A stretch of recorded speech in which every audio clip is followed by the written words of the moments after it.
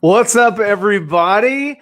Thanks for joining us on another 4NERDS show. There you go. My first time hosting, and there you go. Anyway, ladies and gentlemen, welcome to another episode of 4NERDS. This is episode 19, the first one, as you can already tell, hosted by yours truly, ACS. Guys, how's it going? It's going good. I can actually speak.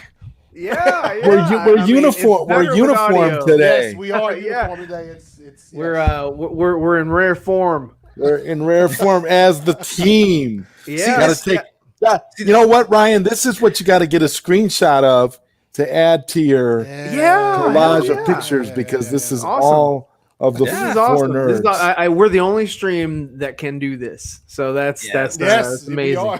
And the funny thing is that on my Happy Chat Monday, I was gonna debut my jersey that I had. My camera didn't work, but my camera just knew I had to do it on the show. It just knew that I had to do it. Yes. So it knew better than me. So technology is smarter than I am. Man, so how you guys doing today? Doing all right, man. Yeah, right. All right. Hey, Hey, first off, I think we have something we got to debunk.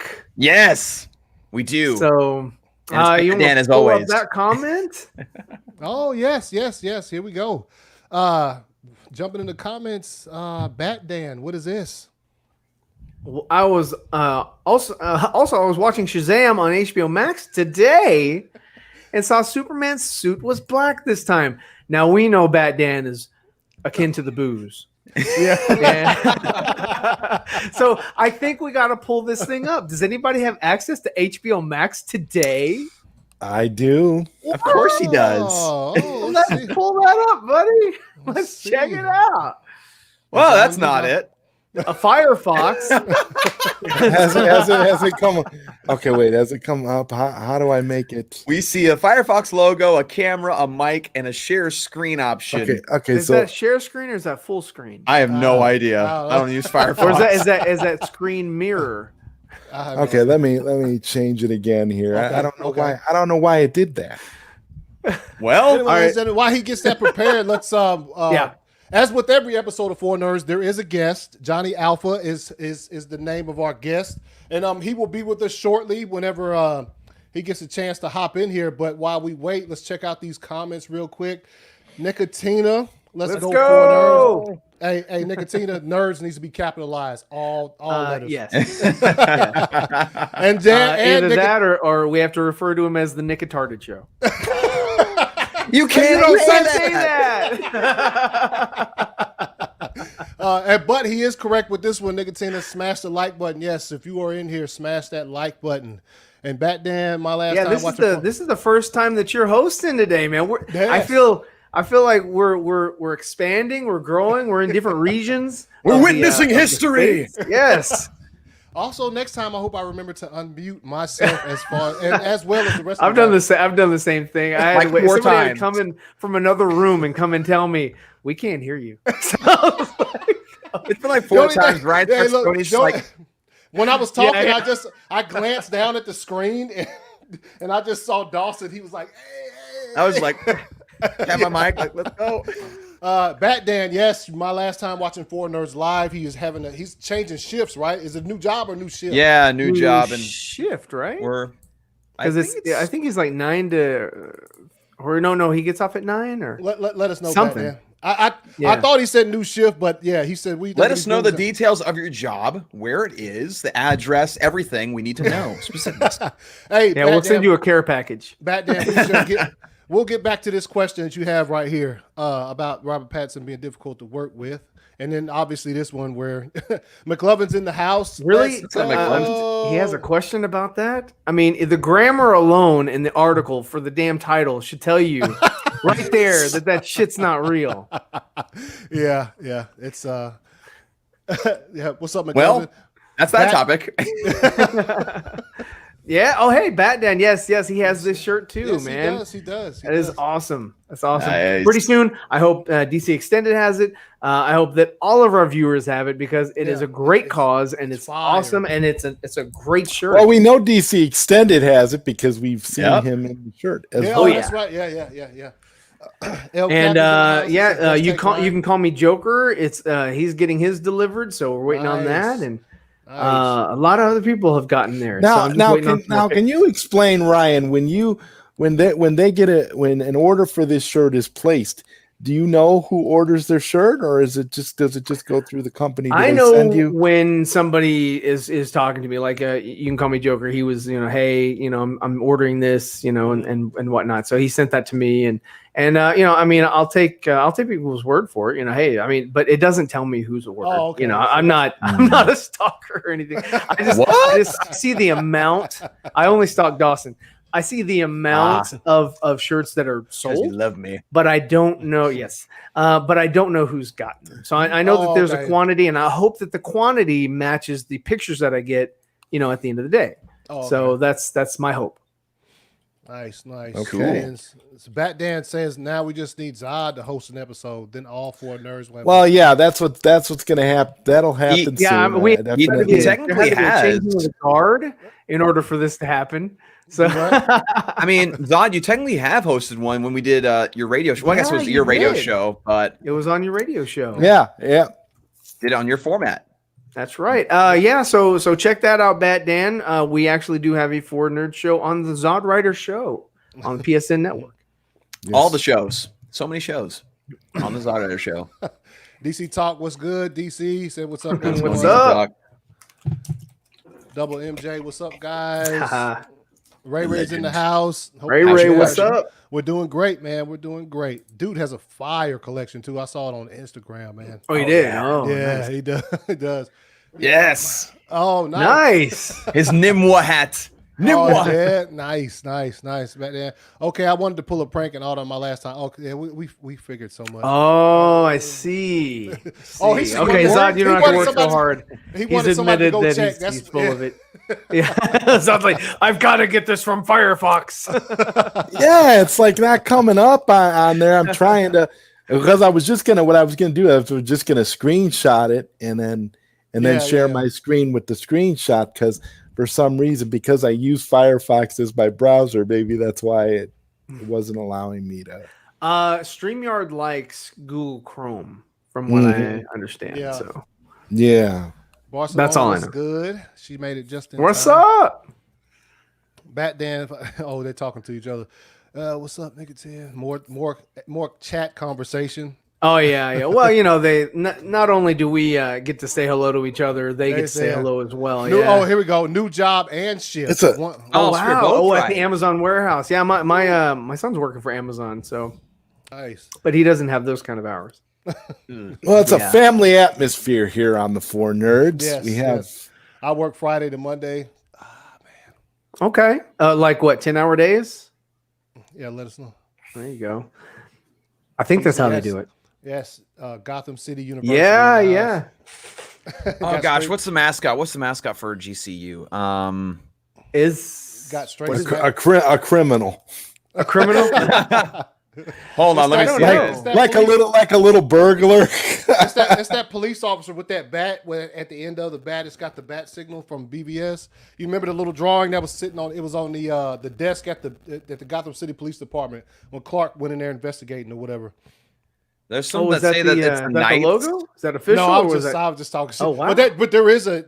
I believed you until Zod debunked you. What? Oh, you talking about Batman? From a search result, it says that Gotham City University's mascot is the Knights. Oh. Which would make sense, but I'm going to dig further into this because I want to know. I do know they have Knights Dome, and that's in Gotham. I don't know if that's like up, NFL, Gavin? AFL. I was thinking our 4NERDS colors on the overlay here should be the colors of this shirt. Yeah. Our resident artists get. What's up, Gavin? Bat Dan, I disagree. Disagree with what, man? Yeah. Well, I guess we no longer disagree. Yeah, we're all in agreement. Yeah. This is all. It's not how it works back, Dan. Let's talk about this Pattinson Batman again for a moment. Yeah. Okay. Now, y'all know how I feel about Pattinson, but here's the truth: if he really is being a problem and causing issues to where the movie had to be delayed a whole other year, to the point where Matt Reeves has thrown his hands in the air and just wants to be done with it. I think there's a very good chance that if we continue to get delay after delay after delay, that we might not even get this movie. I don't know. I think it's too far into it. That's just my take. Well, think about it. That's just my take. It was supposed to come out next year, and it's already been moved. Now it's been moved to 2022. So, I mean, and they're saying that Pattinson is difficult to work with, and that it, so I mean, who knows? And remember, they haven't shot that much of the movie. They've only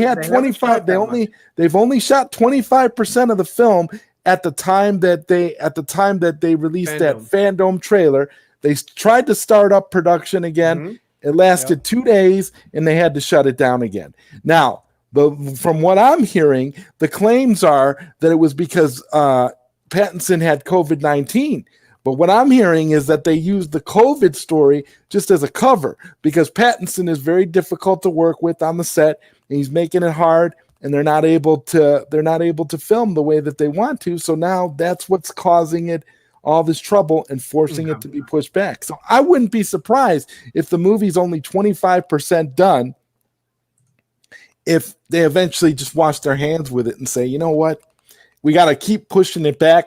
2022. I mean, that next thing you know, 2024. Affleck, that hurts Zack Snyder. That doesn't hurt them because they because they're producers. They know in name only, but they know that if they I mean, it's not in name only. They got money in this. Ben Affleck is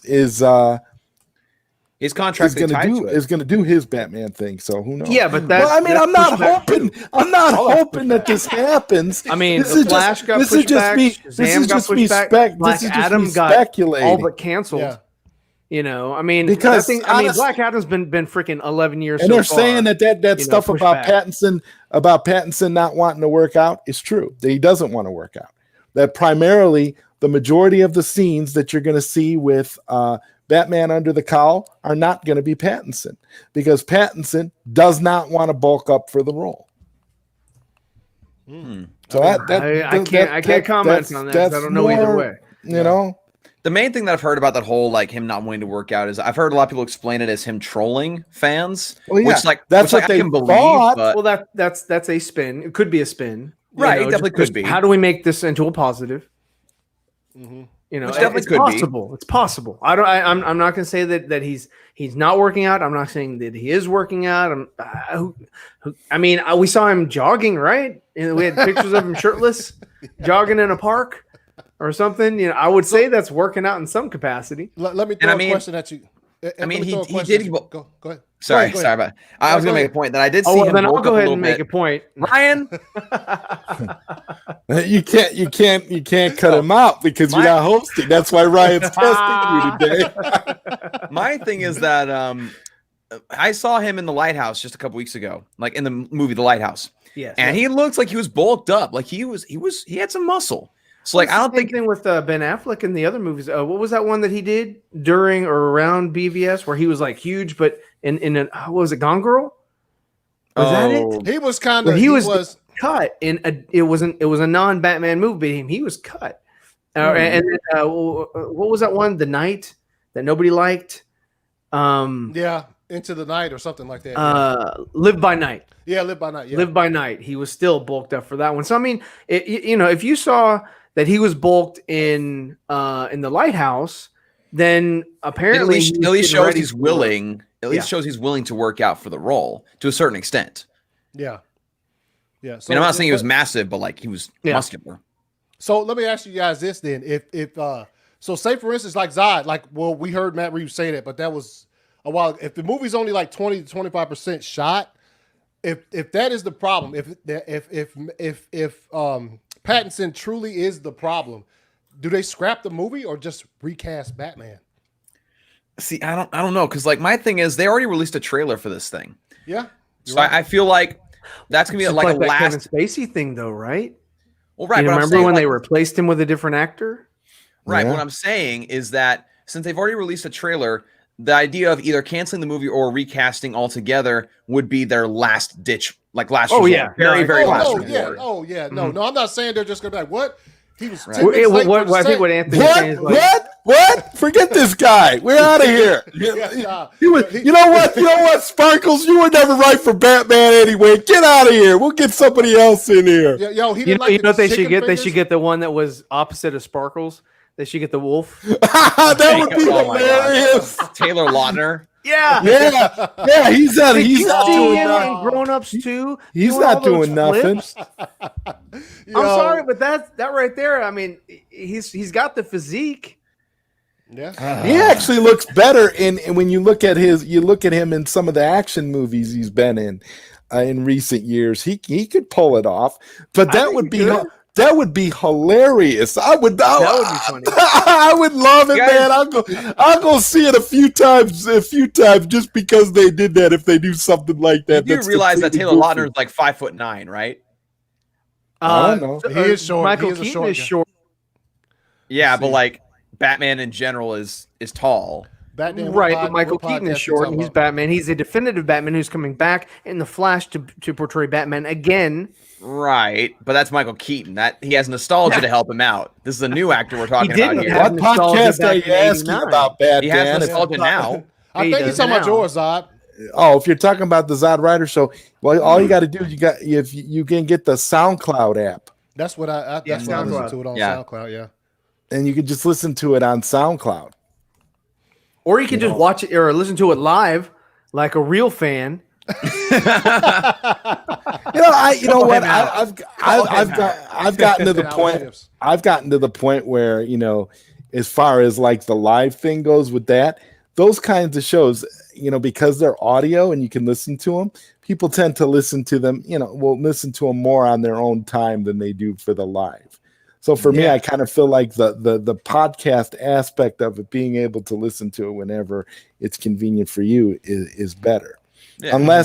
Unless you're like we are right now, where we're on video, and then it's a fun thing to be on live because you're interacting with people that you can actually see. Term. Like my son had a cast like this going. They were talking about zombies and something, for like Call of Duty or whatever, and it was 4 icons, of the the avatars or whatever, that were on the screen. I was like, dude, that is so boring. You guys need to be on camera because it's visual. Yeah, nobody wants to see the little medallion or disc or whatever. You put that on there in case you have to get up and go do something and come back. But this is a visual platform, and to be on here, people want to sort of connect a little bit with the people that are talking. Like, not only am I hearing the audio, but also I get the visual, so I can understand a little bit more of the context of what the person is saying as they're saying it and how they're delivering said statements or whatever. No, I got you on that one. See, I mean, let's just like gameplay. So if it's, he says, C. Yes, see. Would you say that we have a plethora of streams? Gavin, what is a plethora? Is he talking about the game? Is he talking about the Who game? is that? It's Paco. Hey, Paco, hold up your hat. My favorite is when they're sneaking into the studio. He's like, "Hey guys, whoop here, whoop here." Look here. It's just like, look up here. Look up here. Mickey Mouse. This was, that's right, Pluto. Dan, what are you disagreeing with right now? He said, I disagree. EKTN. What does that mean? Basically, he wants the clip. That's what he wants. Dude needs to go to bed. I disagree. Ecton. Ecton. Just like Nimwa. So we're speaking German now? Yeah. In Neichten. 99999. Oh shit! Guten Tag, Frau. That's what he disagreed. Batman. He disagreed on your opinion. Okay. All right. Well, it's just a speculation. I don't. Now it's also Hey, yeah, you know what?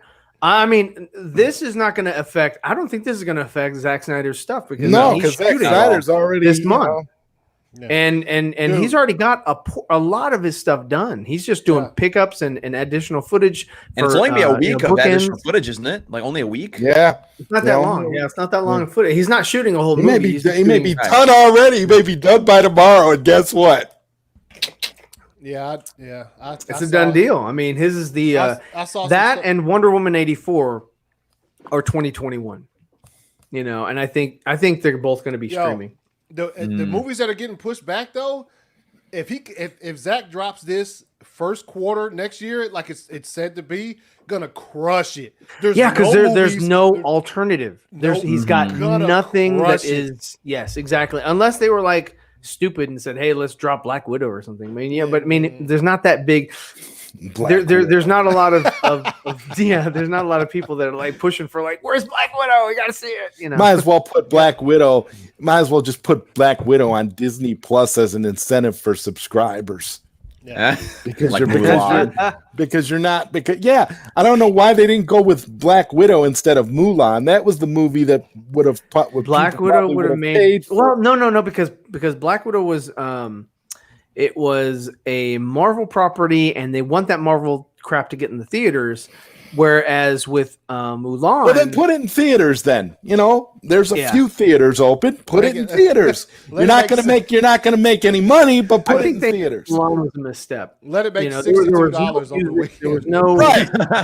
Let it make $62 while Empire Strikes Back continues to dominate the U.S. box office. I mean, I don't know if you guys know this, but Empire Strikes Back is making bank right now. Yes, it is. 40 years old. Empire Strikes Back is the best Star Wars film, man. Yeah. It's the one that I can't find a lot of flaws with. I mean, and it's making really difficult money, and it holds up so well. Let me tell you what's going to happen. What's going to make some people in Hollywood butthurt when Empire Strikes Back has a higher box office total than Christopher Nolan's Tenet. Dang, it's banking. I don't know what to tell you. I mean, it's the truth. It's making money. Yeah, that's very, very true. You know what? That's both. That'd be for me as Star Wars fan. That'd be fire, and also I'd be a little bit scared because they're gonna be like, oh. Empire, we put it back out and it made this much money. Can we do other things with Empire? No, you can't. Don't take Empire. I know, right? You know what I mean? If it makes we need to add some more CG tauntauns in there. No.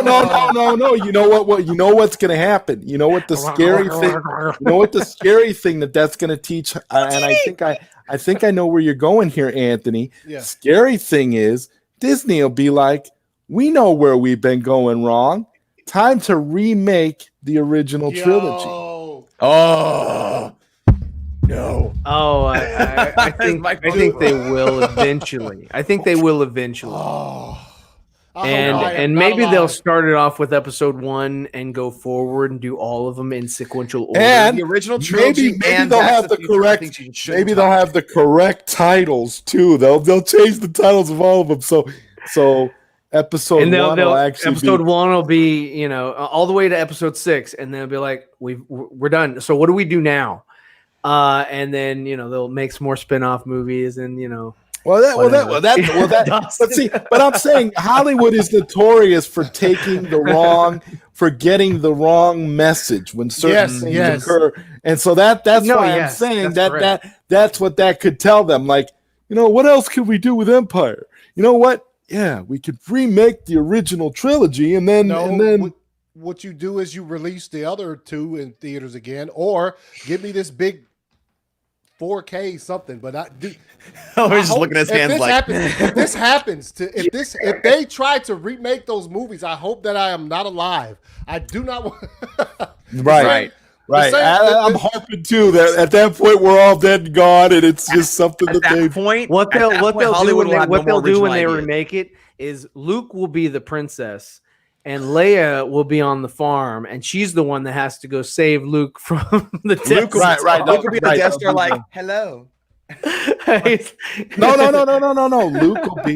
Luke will probably come in. Leia will come in dressed like Phasma, and Luke will be transgender. Oh boy, Luke will be transgender, and Leia will be. It will be like how Ryan pointed out.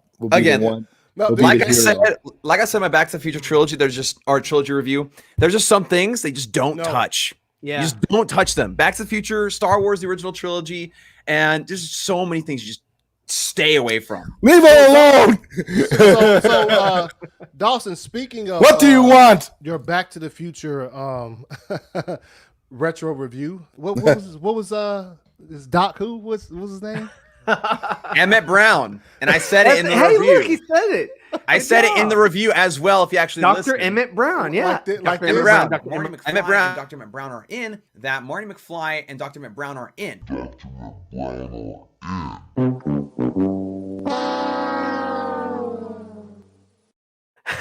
So you're telling me that you've never said a name or a word fast and published in a video? Dr. McBrown.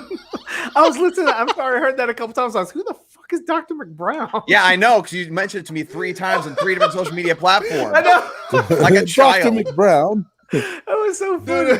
Dr. You said McBrown. it right. You said it right like a couple times, but there were a couple times where you said it and it sounded just like Dr. McBrown. Dude, that shit. Well, and I was like, it was a Freudian slip because it's Marty McFly. So yeah, it was probably just a Freudian Dr. Emmett Brown. Roll the clip. Emmett Brown.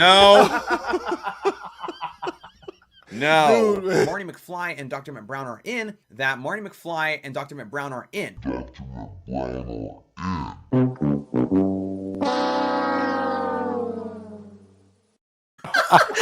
Clear as day. No. Was it No. You listen. All right. I think it's time to change topic. Hold on. Let me correct this. Let me correct this. It's not Mick Brown that I said. I said Emmett Brown really fast. Emmett Brown. No, it doesn't sound like it. You're doing it right. But it doesn't sound like it, but it's what I said. Emmett Brown. Right, we need to change topics. We need to change topics. Yeah, Ryan needs to shut up. There is this little comic book here. Go ahead, Zod, take it away. There's this little comic book here called Savage, and it is fantastic. It is the illustrious art by Nerdy in Many Ways himself. Awesome. Nice. Okay, just to give you an idea, look at those eyes. Look at those eyes in that panel. Yeah. You know what? We're gonna. This is a book And Ryan's gone. that clearly wants to have an audience for the long haul. Because when you start a book out like this in such a just like a bomb, just blow us up right away with a phenomenal outline for a plot for a story. And I don't want to give anything away. I want everyone to order this book immediately if they can, because it's fantastic. Dawson, post a link in the comments, man. Yes, definitely post the link for all of them. For all of them, yeah. For all the ones you have, because then there's also this one over here that I haven't read yet, but I do have it. Tale of Three. Yep. And guess what? It's fire. I haven't read it yet. I've noticed it's longer and thicker than this one. Yep. Which I intend to read it. I intend to read it which later. Means it took a lot longer to make. But yeah, that one. Savage, I'm in. Oh my god, I'm in. I cannot wait till the second. And you know what? When you posted your little preview yesterday, when you said on Twitter about Vine Lord and then posted your preview, now because I read the first issue, I know what that preview means. So I'm super excited. I'm like, oh my god, I can't wait till the next book. I appreciate that, man. No, I'm really excited that you got to read those and got to get those in the mail. And yeah, and that's really cool because both those stories were written. Well, the first one, Savage, was written by my dad. He wrote actually a screenplay of this story like 12 years ago.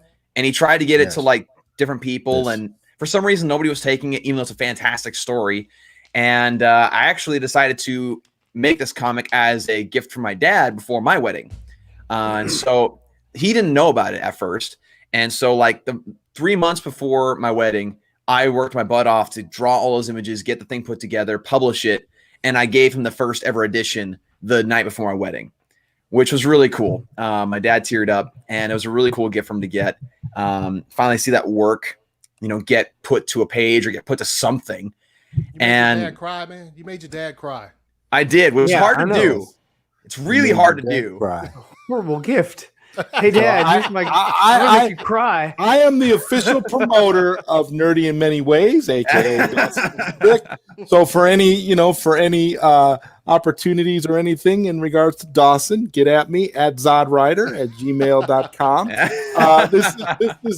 This is definitely this definitely showcases talent on all sides of the spectrum.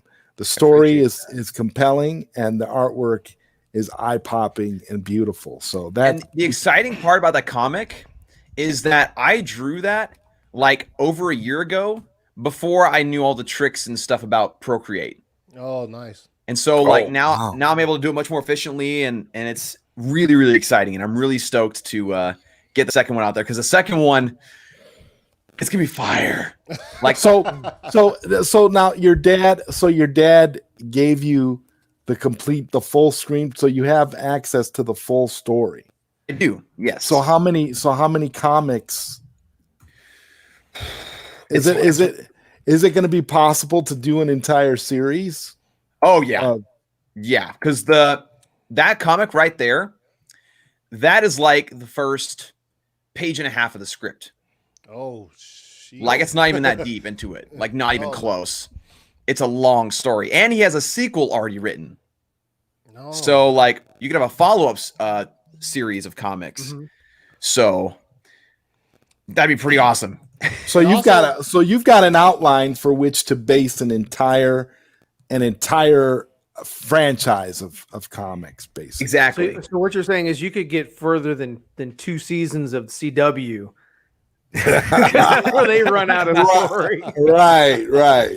Pretty much. So this isn't going to be like a Game of Thrones thing where everybody's going to be disappointed. Season 8. This has an actual. No. This has been planned out. This story's been planned out for years, and so like we have all the story written.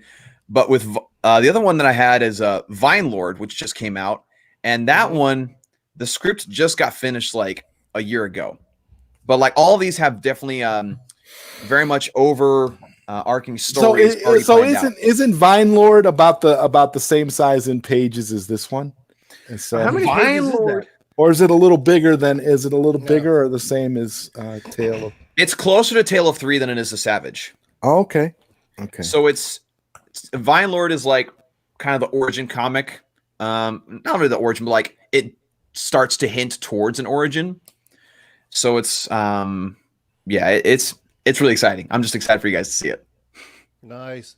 And if you already didn't know, Dawson is very talented. Besides in many ways. Yes, in many ways. Oh no.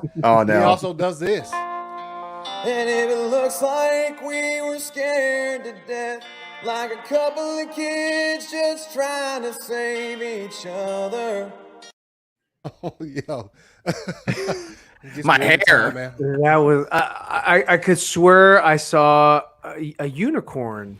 I was just going to say that. I'm telling you, landing behind you with the wings of an angel behind your back. It's basically a Pegasus. Okay. But like seriously, their camera is so good. It's ridiculous how good their camera was that they used. Ridiculous. I want it so bad, that camera. Well, that would be theft, and you could get. We'll go back to Batman. He says, time for that. Where do you see Zack and Ben as producers? IMDb doesn't show. Yeah, I know. Zack said it himself. If you watched his interview over on Justice Con, Fandom or Justice Con. Yeah. Mm-hmm. So I mean, if you haven't watched it, I would recommend it. It's good watch. But Ben was a producer on it because he was producing the Batman when they segued from the Batman to whatever the hell this is, Batman Vengeance or whatever. But he's still a producer and he still has, ties to it and he still gets a considerable kickback from it. And but he's going to get it anyway. He's also he's got it for it doesn't come out. But he's got it for multiple projects. Mm-hmm. This is just one of them. Batman suit designer said Pattinson is the second biggest Batman to Ben Affleck. It got to be Ben Affleck. Well, yeah. I mean, Pattinson's he's tall, isn't he? So he is. Let me check here. Yeah. I think he's like 6'1". Yeah, he's 6'1". Okay, so he's pretty tall. Yeah, because I think Batfleck is 6'2". He's 6'4".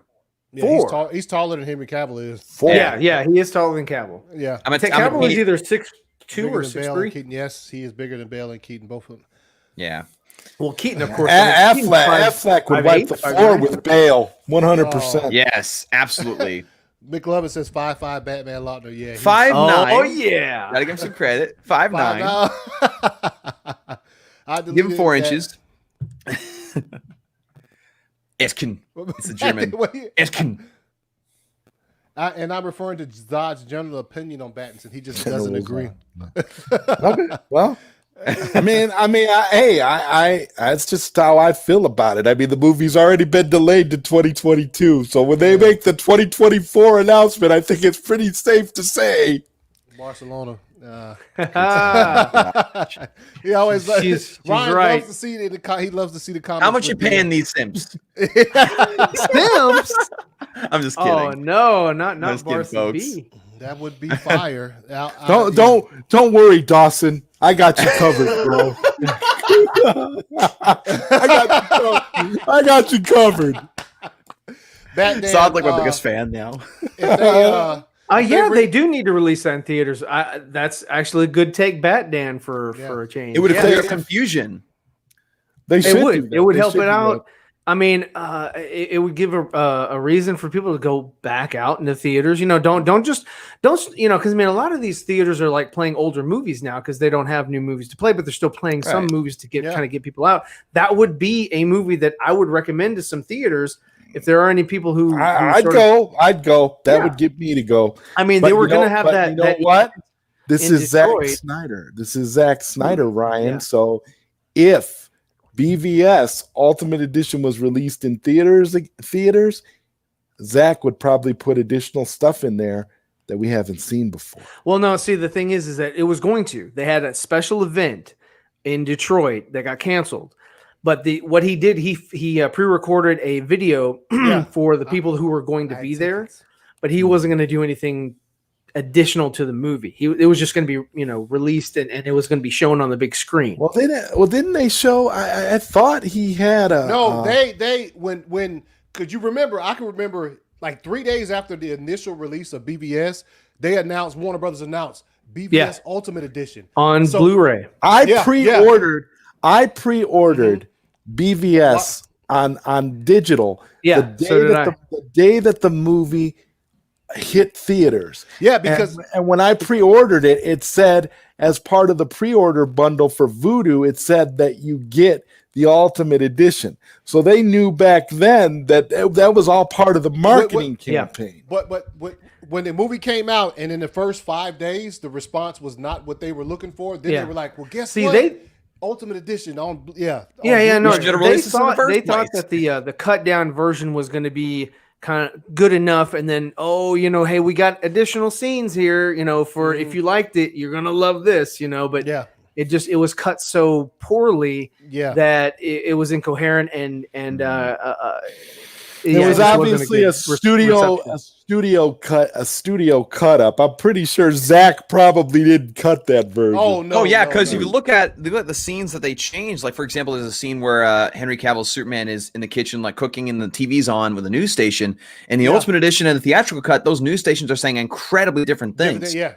Like one is talking about Superman's controversy, and the theatrical cut talks about like just Batman terrorizing people in Gotham, and they just overly simplified what was going on with those news broadcasts instead of utilizing that like Zack wanted to pay homage to The Dark Knight Returns, and they completely dumbed it down. It's infuriating. Yeah.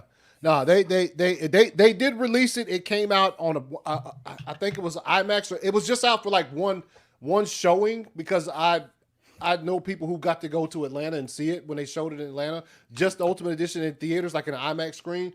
But that's it. Besides that, it has not had the big time theater treatment. So yes, that would be straight fire if we got to see BVS pull back into theaters. Sure. Yeah. Jesse Allen says, "Hey." That was good. Hey. What's up, Joker? Maze. Amazing. He's shouting out. I want to get chocolate wasted.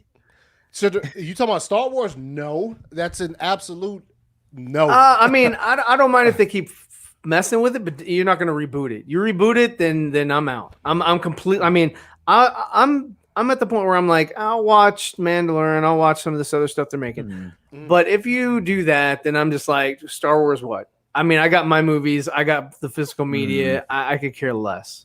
Nobody's gonna take my movies from me. You got to pry them out of my hands. No, Gavin, we can't even do. What if it starts Jar Jar? Makes Jar Jar the Lord of the Sith and the rebooted prequel trilogy.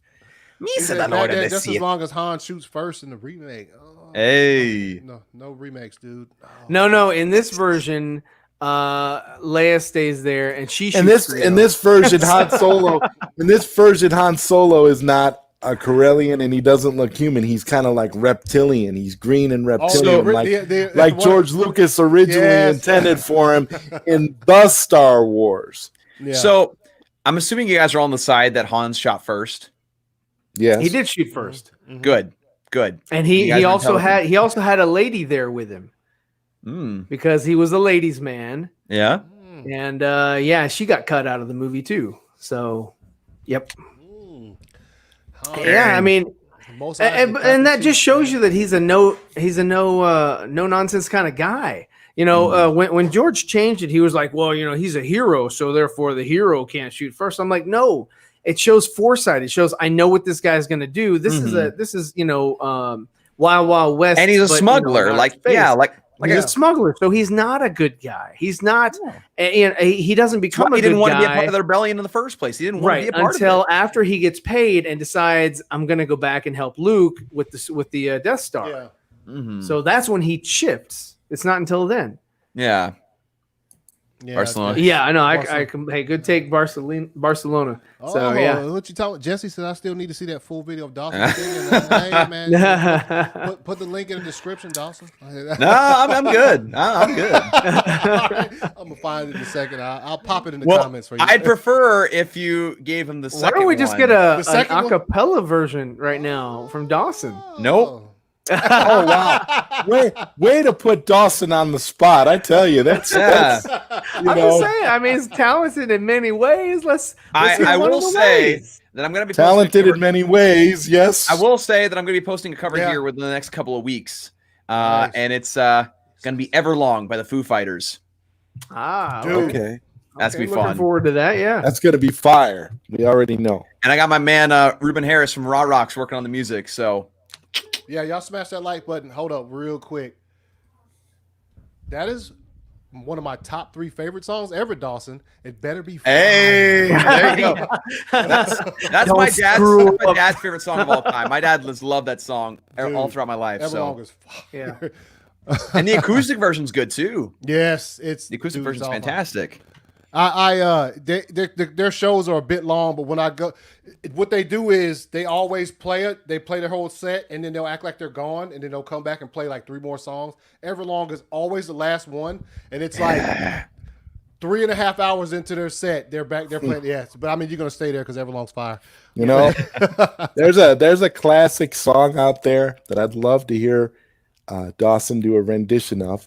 It's a song by a heavy metal band that was used in the mid 1980s for a movie called Nightmare on Elm Street 3, The Dream Warriors.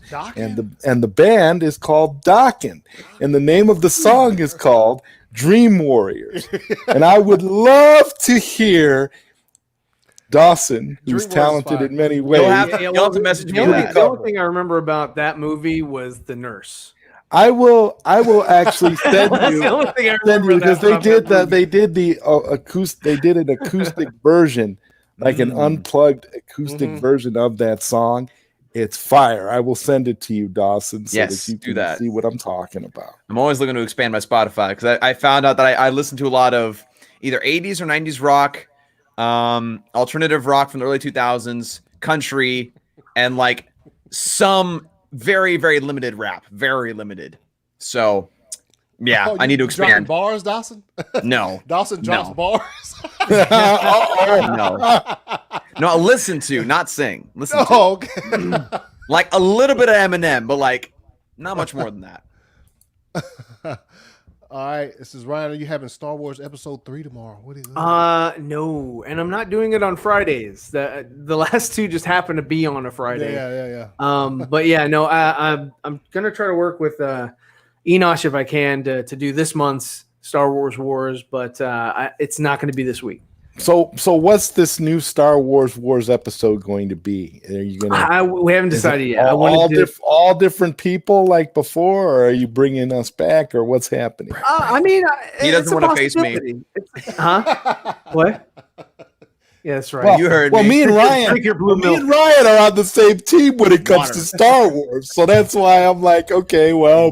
It depends on the topic, and what I'm going to do is how I'm going to do it this time is I'm going to say this is the date and time, and the first 3 people that are available on that time can be the ones on the panel, because trying to work out when people are available and try to work that end.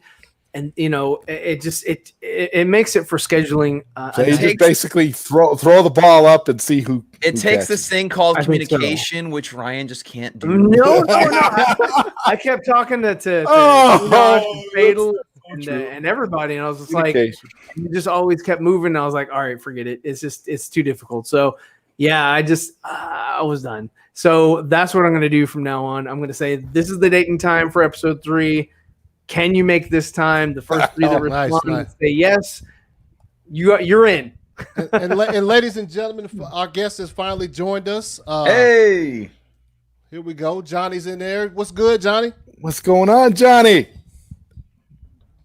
Hold on, can you hear us? Hello?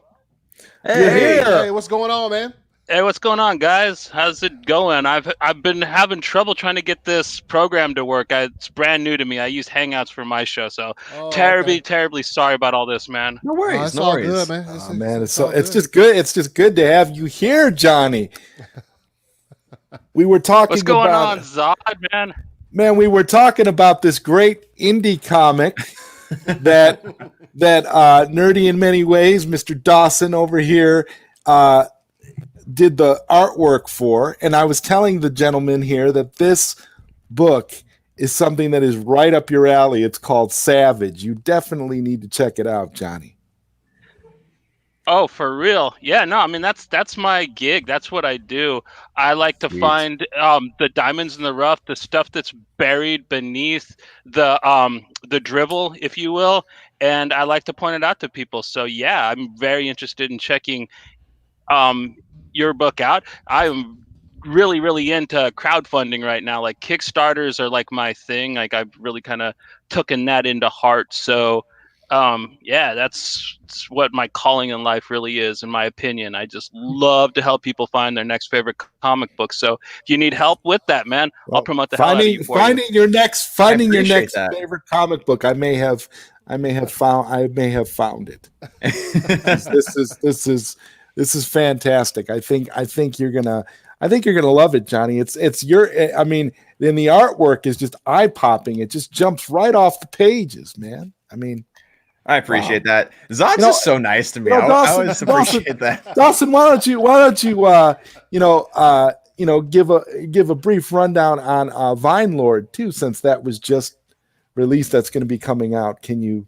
Yeah. So what was it? Like 2 days ago, I finally published Vine Lord, and Vine Lord is a story that my little brother and I have been working on for, was it like 10 years actually?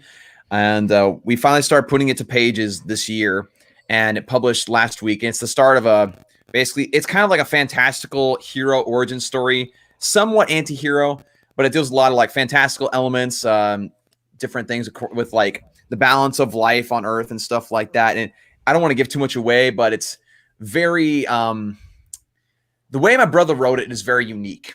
And I was very excited to draw it. And it's, I put in the link in the description, or I guess in the chat for everybody who wanted to check it out in the chat. But yeah, it just came out 2 days ago, and we're really excited about that one. Oh yeah. That's another one, Johnny, that you'll probably like. I could say with absolute certainty, this book is Savage is fantastic, and I'm looking forward to Vine Lord. I'm going to enjoy reading it. I know I'm going to enjoy reading it. I can't wait to get it. What are some of the current indie books that you can recommend to everybody, Johnny? All right, now, much like everybody else, like I'm really into the book Scout's putting out. They have stuff like Metal Shark Bro, It Eats What Feeds It, just all these really, really kind of hard-hitting but still really fun at the same time horror books and sci-fi books, and they're really on fire right now. They kind of stolen Vault's thunder, because Vault was kind of like the big name that all the indies were watching. Now Scouts, like, that's who you should probably be checking out the most. And the cool thing about them is their business model. They basically watch Kickstarter and see the ones people go cuckoo over, and then they pick them up and run those books after the campaign's finished. So it's really cool. I don't know why more companies don't do that, because there really are some Kickstarters that just sell through the roof, but they never get like a proper release, which I think is bullshit. But yeah. Oh, my bad. Can I say that? No, Can I say that? You're good. I'm looking at McLovin's comment like, what? What did I say? He's talking about your nerdy pulling a jokey. Oh. Said yeah. Oh, he's talking about the McBrown. Okay, move on. Hey, keep going, Johnny. Keep going, Johnny. You good? But yeah, it's just a really good time to be a comic book fan right now. I mean, like, the whole market's just on fire. We got so many great labels just popping up out of nowhere. Like in the past years, like I said, we got Vault, we got TKO, we got Scout, we got Ahoy, and like it's just blowing up. And each one, just like all their stuff that they're putting out, it's just so clever and it's so interesting. Anybody that doesn't think that we're actually in a second golden age of comics is insane, man. Like right now is perfect. So that's why it's really cool that you have your book out right now, dude, because yeah, this is the time to like get noticed, because there's so many great voices coming up right now. So many. Awesome. Nice, that's good to hear. Nice. Yeah, I mean, what are you guys up to? I expected a lot more. Do it now. I expected a lot more Snyder Cut talk, man. I was like waiting to get grilled about Zack Snyder. Man, we want what is your stance on Zack Snyder? Answer now. I'm actually a really big fan of his. I love his first 4 films a lot. I know I'm going to catch shit from you guys, but I do find his Superman movies to be his truly lesser work, and I can't wait to see his zombie film from what's it called? Netflix, if that ever drops.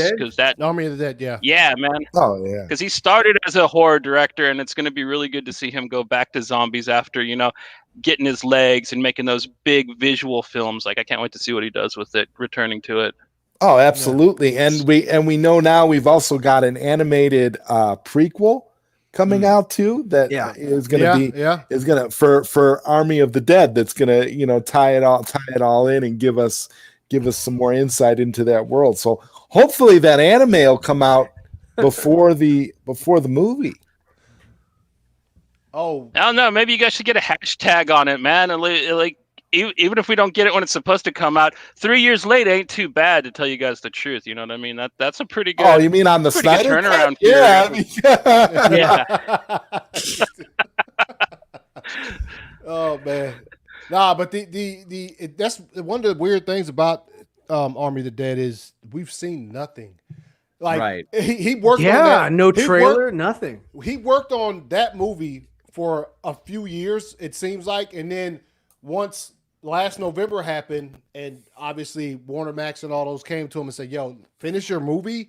Here's this money for the Snyder Cut. And then it was just like, yo, Army of the Dead, what you know what I mean? Like, what happened to it? It just seemed like it's I mean, I'm sure it's still being worked on, but it just nothing from anything. It's like sitting in the ether waiting to be released. The only news about that movie was some negative. It was Chris D'Elia being recast because of whatever he was doing. Yeah, but that's it. I think it's actually good that we haven't seen anything, because then there's no expectations. Yeah, because the norm now is like Wonder Woman or whatever, even the Black Widow movie or whatever. You've seen these trailers, and it's now like, where's the movie? Okay, the hype has died.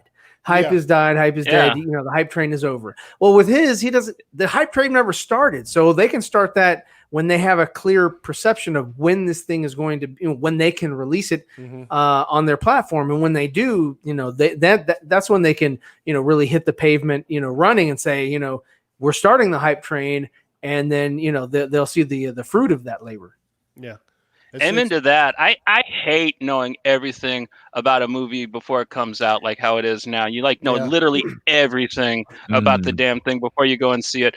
And I really hope that they just put out a teaser and then put the movie on Netflix and just let you watch it, because that's how it was when I was a kid, and that's how you found your favorite movies. You know what I mean? You didn't read on Comic Booked about who's going to show up here and there. No, you went and saw the thing, and when that guy popped up, you're like, yeah, dude, look he's in there. And I missed that, dude. You know what I mean? You don't get that at all anymore. Yeah, well, no, we're too spoiled. Yes. Exactly. Yes, we are. And that's reflected in the way that the viewing audience tends to look at movies nowadays. Like, the viewing audience will, for example, there's so much content on YouTube where movies are explained and things like that, and things are reviewed. And a lot of times people will tend to look at reviews or explanation videos before going to watch the actual movie. So they already have a preconceived notion of things to look for in the movie, and things to point out, and things to look into and try to trash, because they saw somebody else do it, and they're basing what they think off of somebody else's opinion. And so that kind of makes it hard for people to develop a love for movies, because they constantly have that noise in their ear of some other person saying that it either sucked or was really good. So it's really hard to get an unbiased opinion. Yeah. I don't trust critics. I never listen to them. I don't watch. I don't either. I don't pay attention. There's a lot of people that do. Yeah. Yeah. I watch stuff for myself. I'll watch the trailer, and if it just looks like it's not something that's not for me, I'll skip it. But that doesn't mean I think it's a piece of shit or something. It's just something that didn't particularly speak to me. You know what I mean? That was me with the Fast and Furious movies. I saw the trailers growing up and just never piqued my interest. I mean, I have no opinion on them. I don't think they're bad, but I just never had an interest. I mean, I didn't. I was the same way. Seeing the all the stunts and everything, and how off the wall it was. And then I sat down. I actually watched the Hobbs and Shaw movie. Not really knowing anything about him, and I was like, this sucks.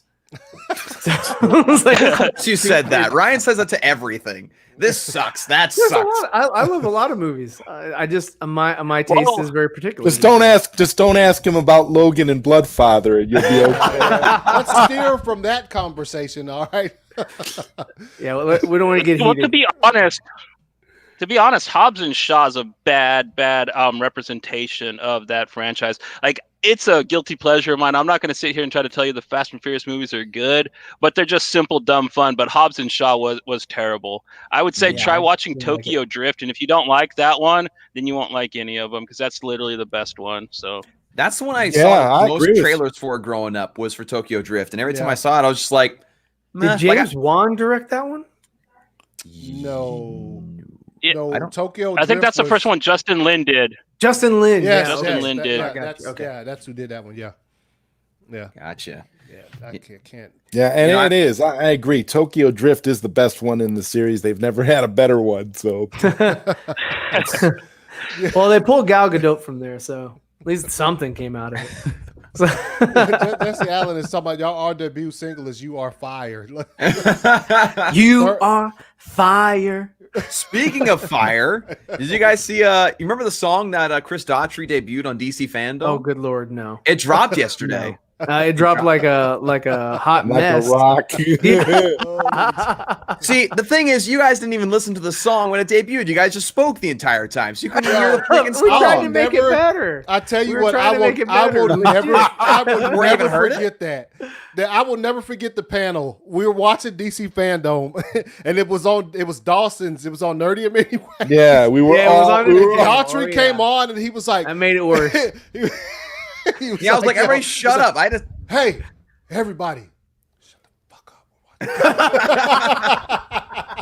Oh, man. Pretty much. Yeah, dude. He was like, listen, I want to hear this song. Daughtry. Yeah, dude. No, I just like the music. Right, my favorite part was when Dawson was like, live. My favorite part was when Dawson was like, got to the point where he's like, I'm about to start muting people.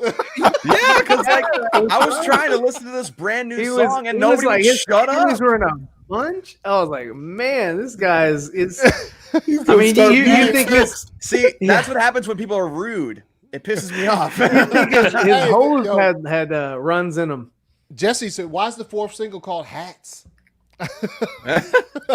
He's like, our fourth single is Hats. I don't get that. I don't. We all. Because of all the hats they. Them hats. I'm the nerdy Pope. Remember? Oh, that's right. He the nerdy Pope. Yeah, dude, that would be fire, man. It's still I'm gonna put a couple on. Yeah. There we go. Armstree, what's good, man? The BVS cut. So you guys been reading anything cool lately? You guys into comics at all? You guys read anything new? Badass? Oh yeah, I just got done reading this badass comic over here called Savage. I will admit that it's a very compelling story, and again, I can't say enough positive things about it. Johnny, you definitely got to check it out, man. The artwork is just. Zod took that opportunity and ran with it. Yeah. Oh, absolutely. Yeah. Yeah. But definitely been reading. Wait. On the back, is that Dawson at his desk? No, it's a picture of me on my dad's shoulders when I was little. My dad wrote the story. Oh, okay. There you go. Hey, are you wearing a hat? Does it say Nimwar? Yes, he's wearing a hat. What does it say, Zod? Can you tell? Might be too blurry. Might be too blurry to tell.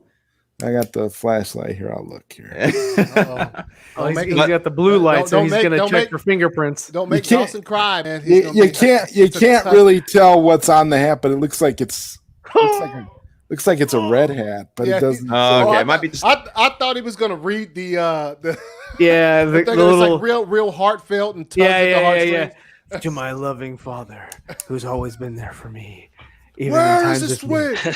Yeah, let me just read the back of the book for everybody to get what to expect from the story. Adam Gaines, a young, mild-mannered high school football star, has it all: being smart, strong, having great parents, and a state championship. Nothing can go wrong. But suddenly, a dark force begins to emerge inside him that he doesn't understand. Little does he know that this darkness is caused by events that occurred over 150 years ago in the Black Hills of South Dakota that began to take over his life. What was once a screenplay, now brought to life in an action-packed series by illustrator Dawson Joel Weidrich. This story of rage, revenge, and inner struggle reminds us of our need to master our own inner demons. Ooh, nice. From Dajo. From Dajo. So Ryan, you've been saying my middle name's Abigail for like 6 months, and it's not. I'm saying what your mother named you, not what your father decided to name you. Your mother said Abigail. I remember. So I mean, what happened to Johnny? It was on the paper. Oh no, he jumped out. He probably had some. He said it was having connection issues. He's having some connection. He's having some connection issues. That's one of the reasons he's not on camera. Either that or his internet is really. Let me see. Is he back? There he is. Okay, here we go. Yeah. There he is. Sorry about that. I don't know what's up with my Wi-Fi. I've been doing pretty good. I moved to the Midwest, man. Like, that's all I can tell you. Don't go to the Oklahoma area. Like, there is no infrastructure here. You are screwed if you want to high speed anything out here, man. Well, what I'll say about that, Johnny, is it's good that you like physical media then, because then you don't have to rely on your crappy Wi-Fi to get your entertainment. But no, I feel that, man. Like Midwest, I lived in Southeast Colorado for years, and Wi-Fi out there sucks so bad. Not fire, water. No. Not fire. Not fire. But Johnny, to answer your question, I have a comic book store just like an hour away that I really, really like, and I think everybody else here would love to do. In fact, I think one time if you guys ever make your way to the East Coast, we all need to go to the store because this thing was phenomenal. But I picked up 10 issues of New 52 Batman Detective Comics because I love New 52 Batman stuff, and I know it's more like mainstream, but like I love it. But I picked up like 10 of these issues, so that's what I've been reading lately. And I got my own physical copy of The Dark Knight Returns. I've had a digital copy for years, but I needed a physical copy. Yeah. Do you have the Batman Dark Knight New 52 stuff written by Greg Horowitz? That's probably one of my favorite Batman books ever. It's called Cycle of Violence. It was with the Scarecrow. It was very, very Wes Craven-y. Like, you know how they were all trying to do really horror Batman books at the time? I would say Greg Horowitz's Cycle of Violence from Dark Knight Batman was probably the best out of that whole bunch, in my opinion. That's probably, out of that whole era, that's my favorite Batman that I read. So tell me who wrote that again?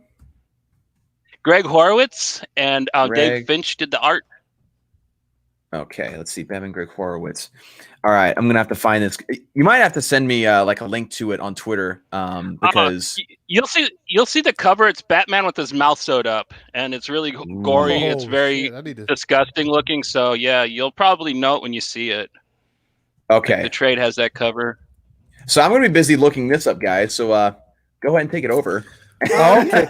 Okay. So did you guys want me to talk a little more about Savage, or do you think it's all been covered today? Now, is it Savage or is it Savage? Like, no, like it's the Star Wars. No. It's Savage. It's Savage. Savage, like Fred Savage. Yeah. I found That's where I go with it too. Hey, Dawson, share the cover. My screen. I want to see that because yeah. Put it full screen. Do it. Yeah, do it. From the beginning. Do it from the beginning, Andre. Bitch. Hey, Andre. Yeah, that's the cover. That's dope. Is that the right one, Johnny? Cycle of Violence. Yeah, that's it. Yeah. Ooh, man. Hurwitz. Okay, yeah. That looks good. Yo, that's it's messed up. His Man, mouth is in the shape of a bat. Yeah. Ooh, yeah. Like I said, it's really Wes Craven-y, like old school Wes Craven too. Like around the time he was doing like Hills Have Eyes and the first Nightmare. So yeah, it's like that kind of horror, really good.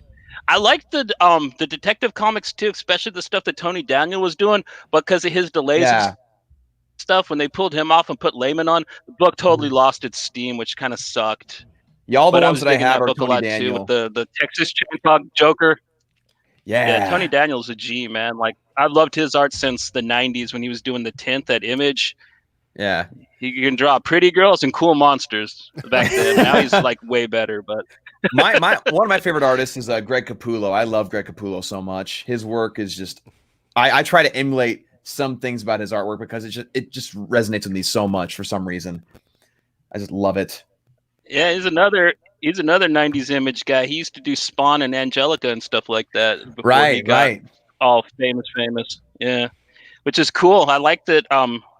Well, DC's doing it now. They're stealing all the good kids at Image, man, that are working their asses off and having them write for them. So, it's kind of a good practice because that's where the talent's at. You know what I mean?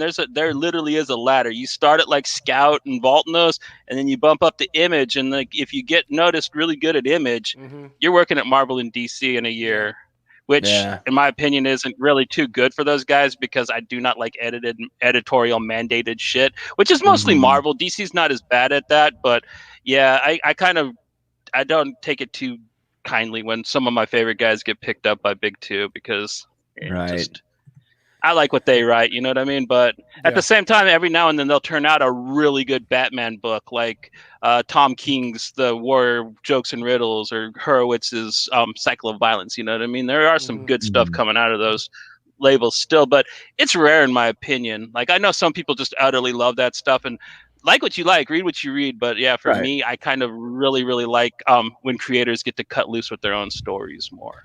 No, I agree. When they get to have more of that creative freedom and they can just kind of explore things they want to explore. That's why, like, well, I guess not why, that's the only option we have, but that's why we've been doing like self-publishing because we can do exactly what we want to do with the story. Yeah. And if we need to make adjustments, which we sometimes do, we can do that. We can just do the story the way we think that it should be. So yeah, I agree with you there. Yeah. So a lot of people be liking Fast and the Furious. I mean, Tokyo Drift in the chat. That's cool. It really is the best one. So yeah, that's kind of funny. We keep getting the Tokyo Drift and Fast and Furious comments still coming in. Like that's a crack. Share the cover for Vine Lord, Dawson. Yeah. What the hell's wrong with you? Okay. I don't know what's getting you all upset. Show it. Okay, fine. Golly.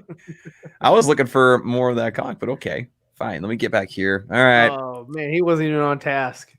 No, I was looking for the comic that he was talking about because it looked fantastic. Dirty fingers somewhere. What? It is fire. Yeah, all right, here you go. Vine Lord is fire. This is the cover. There we go. Yes. And so our little company's called Raven Stories. And Brigham actually wrote the story, but for some reason he wanted to go by Bodie P. Weidrich. Because the funny thing is that that's his pen. He was going to be named Bodie. My parents were going to name him Bodie. Oh wow, he could. Why does it? He should just legally change his name to Bodie at this point. Well, he does like Brigham too. But Bodie is a nickname we all give him. His middle name's Porter, so hence the P. So, I mean, why not though? I mean, like if you're gonna be famous, you might as well have a cool name. Like my real name, I hate my name. So like my pin name is Wolfnard Goodman, and I actually got that. I was on a film group in Facebook, and I posted the GIF from Monster Squad where the Wolfman gets kicked in the nards, and like this Dutch guy that was on there, that's what he posted. You said Wolfnard's Goodman, and I was just like, dude, that's my writer name from now on. I'm gonna be Wolfnard Goodman. That's awesome. Oh man, fucking Monster Squad is fire. The movie was pretty good too. Yes, yeah, it was. I got it. I actually own that movie on Blu-ray. Oh yeah. Man, I haven't seen that movie in years, dude. It is. I remember I loved it as a kid. Yeah. Yeah. It's still great. It's how do you spell Bodie like that? You spell it like it sounds. Bodie. Bodie. And Johnny, like, do you know like a high school quarterback, Bodie? Yeah. And Johnny, do you know if they have all that in one book? The Dark Knight Cycle of Violence, is that all in one book, or is it just in volumes? Yeah. They have a trade for it. At least at my LCS, they probably do have some kind of like omnibus for that run if you want to get that. But a lot of the rest of the run is dookie. Like the first arc was like Dave Finch writing and drawing. Dave Finch can draw like a mofo. He can't really write very good. So I would say like just if you can find it, grab the Cycle of Violence trade and you'll be set, because like it's good stuff if you're a Batman fan, especially the horror Batman. Sounds good. Awesome.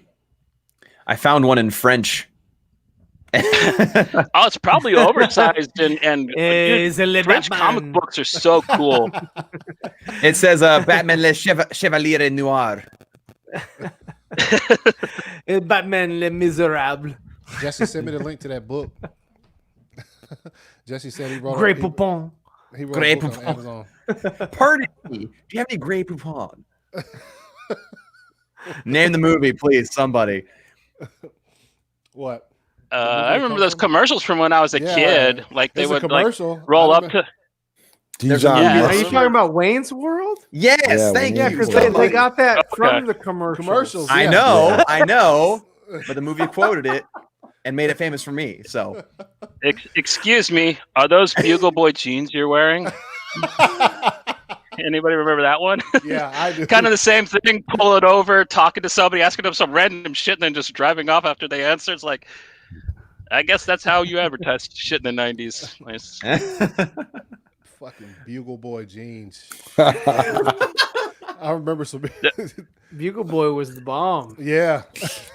That and Panama Jack and Stussy, Massimo. Massimo. All those really rad named brands.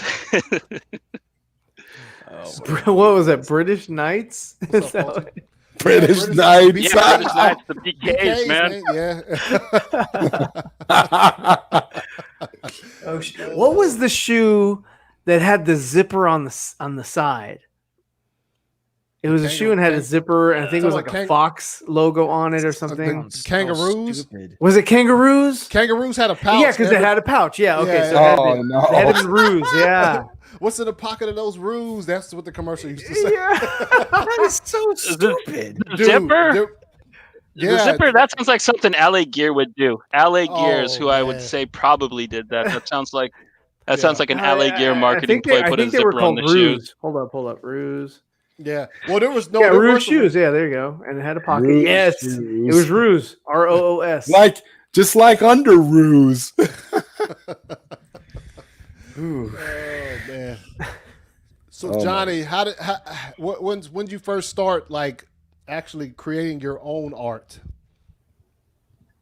Well, I've been drawing since I was 7, but like my vandalizations, the things that you see on my Twitter, I've only kind of done those the past few years because when I got into making my videos, I didn't know any artists, I didn't know anybody to make title cards or thumbnails for me, so I just started playing around with a program called GIMP. It's basically the poor man's Photoshop, and since then I just kind of been making those, and it's kind of what I do for fun. And a lot of people like my thumbnails and stuff, so they asked me if I could make some for them too. So that's kind of just why I do that. But like, I do write and draw my own stuff. I just don't really share it publicly because I have the self-esteem of but whatever. Of an artist. The stuff I've seen is great. It's tough as an artist to like put stuff out there. It's sometimes like, because like everybody else, you're your own worst critic, and so it just makes it kind of like, there's a lot of drawings that I've done that I would never put out there just because I'm not proud of them at all. He just pulls up the comic again. Oh, is that one he shouldn't be proud of? Wow. Yeah. No, he should be proud. This is a counter to his argument right here. Well, said, I rock that heel figure. Like, there's like, I do a series on my channel called Weekly Sketch where I will like speed draw something like a character. There's like 7 of those characters that I just didn't post because by the time I got done with it, I was just like, yeah, screw that one. That one sucked. Like, there's one that I tried to do of Batman and Robin from the 60s show, and I hated it. I hated it so much, and I just deleted it. I was like, no, I'm done. But see, then there was that epic one that you did of Darkseid and Thanos. Thanos. What do you say? Thanos. Thanos. Thanos. Thanos.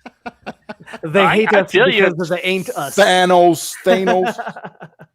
I hate, especially since you're putting it on YouTube. Oh my God, that place is so terrible, so scary. If you don't do something perfect, you're just gonna end up with a comment section telling you about how you should kill yourself and how you're a failure. And oh man, you know what I mean. So I can feel you about not wanting to put up art that doesn't look just right or that you're not happy with, because Lord knows what the trolls will do with it, man. Oh honestly. yeah, and like trust me, I made explanation videos for a couple of movies that have like biblical themes to them, and I like would explain the movie, the things they're going for, the themes involved, and I would give my own take on like how they took the biblical things and ran with it. And you have no idea how many crazy people find those videos. It's ridiculous. Yeah, because because I got a pretty small channel. I got like 700 followers, and I expect my normals to watch my videos, but like every now and then, all of a sudden, like I'll just get bum rushed by these certain groups, and it's just terrible. I don't know if they like posted on Reddit and they all decide to attack you from there, but like it just seems like all of a sudden out of nowhere you just get a dog pile. So it feels almost coordinated. Yeah, pretty much is how it works for me. I'm not sure how it works for Dawson, but you're Dawson, right? Yeah, I'm Dawson. Yeah, it's Dawson. Yeah. Cool. There's one video. I bring this up a couple times, but there's one video I did of the Book of Eli. And this is the dumbest thing ever with my YouTube experience. There was a part of the video where I said I had just recently watched one of the Dark Knight trilogy films before watching the Book of Eli, when I first saw the Book of Eli. And I said going from watching Gary Oldman as Jim Gordon in that movie to him as Carnegie in the Book of Eli was jarring, like that transition. But like 80 or 90 people took it as me never seeing Gary Oldman as a bad guy before. And I've typed up like 90 responses like, I never said I'd never seen him in a villain role. I said comparatively. That's a double negative. It was so stupid. Like, there's like at least once a week now I still get it. We're like, this wasn't Gary Oldman's first role as a villain. It's like, I'm very well aware. Thank you for commenting. Glad you enjoyed the video. You ever see The Professional, dude? I don't know if you know that. Oh my gosh, he's a bad guy in that. I've gotten that exact comment like 50 times. Have you seen The Professional? I know you did. Like, what? I know you did. I said it. Like I could like. Do you even Johnny Blu-ray? commented that. You're one of Johnny, were you one of the comments of have you even seen The Professional? But no, Johnny, I really like we were talking about putting out art. I really like the color style you work with your art. It's very retro comic-esque, but it's darker. So like I kind of want to know what got you started in making that specific type of coloring in your art. Italian horror films. I absolutely love Lucio Fulci, Dario Argento, Mario Bava, and some of the new guys that use that coloring too, like Cosmos Panatos. And I just really, really like the really rich, really saturated, just deep colors that you would get from that particular era horror film. And I just try to infect that in everything that I like. You know what I mean? Make it look like how I think it should look cool personally. Because the picture you made for the 4NERDS is sick. Yeah. Yeah, that I actually didn't draw that. Somebody said that was a really nice drawing, and like I felt bad. The guy that he draws, man, I forget his name. He draws curse words for Charlie Soule, and he wrote and drew "God Hates Astronauts." It was from one of his sketchbooks, but it was just such a rad BVS shot that I had to give it to Zod, because Zod's my BVS dude. You know what I mean? He absolutely adores the film. Like, he was the first person I ever heard admit that he liked it. So like I whenever I see something cool BVS related, I'm like, dude, I gotta get that and hook it up for Zod. You know what I mean? Because that's my favorite film of all time. So I like it. So that's my favorite film of all time. So there you go. I'm a Suicide Squad fan personally. Like, if I'm gonna die on a hill for like a bad DC film that everybody hates, I'm gonna die on the Suicide Squad hill just because I'll be alone there. I guess, are you excited? Well, then I guess that would lead to a DC related question. Are you excited about the air cut of Suicide Squad? Oh, hell yeah. And I'm excited for part 2. I'm excited for the video game. Like, everything Suicide Squad related in the near future sounds amazing. Yeah. I mean, I love the supposed bad versions of it. So I can only wait to see what the actual like artist's intention was going to be, because like I remember reading like, oh my God, this movie's going to be so messed up. We got psychiatrists on set, and people are going to go crazy watching this. And then when I saw it, you know what I mean? I was just like, really, this was the dark, scary movie you needed a psychiatrist for? But then I found out like the editing process. So like, I want to see the movie that like needed a damn psychiatrist on the set, see if it actually warranted it. You know what I mean? That sounds groovy to me. Yeah, no, I'm really looking forward to that too. I'm looking forward to more Joker. And I was this close the other day at that comic shop I was talking about to grabbing a Jared Leto Joker figure. I'm going to get it next time I go. Because do really it. Cool. I don't care what the haters say. I thought he was fun. I don't think I've seen the definitive Joker yet. I don't think maybe we ever will on film. We've seen some good ones. We've seen some neat ones. We've seen some not so good ones. And I thought Jared Leto's just squeezed right in there with everybody else's, to tell you the truth. I don't think he was the worst or the best. It's a different interpretation of the same character. And also, I personally don't think that anybody saw enough of him. Right. To make a judgment call. Yeah, you didn't see enough of him to actually really say it was trash or it was great or whatever. So, I agree. And Kevin O'Doghair, I use Procreate as well. So that's a good program to use. I was just responding to his comment that he had before. Yeah, Gary Oldman. Procreate's fantastic. Yes. Release Eric, yes. Release Eric. Which one did I pick out? I'm so confused. He said, Dawson picks out the one he did not draw. No, he said. Yeah. That's talking about me. I got you. But I have seen his other stuff, and you do a great job, man. You do really good work. Gimp. Well, I have to check that out. Yeah, it's for free. It's really good. Like, you can use it for all kinds of stuff. Like, I use it for all kinds of artworks. Even after I finish up a drawing, I'll move it over there and play with the colors on it and stuff. So it's a very handy little thing, and it's got most of the stuff that Photoshop does. It's just, I don't know, a little more manual. It's kind of like 5 Photoshops ago instead of like the up to date one. That's a good analogy. Works, you know what I mean? It is. Yeah, it is.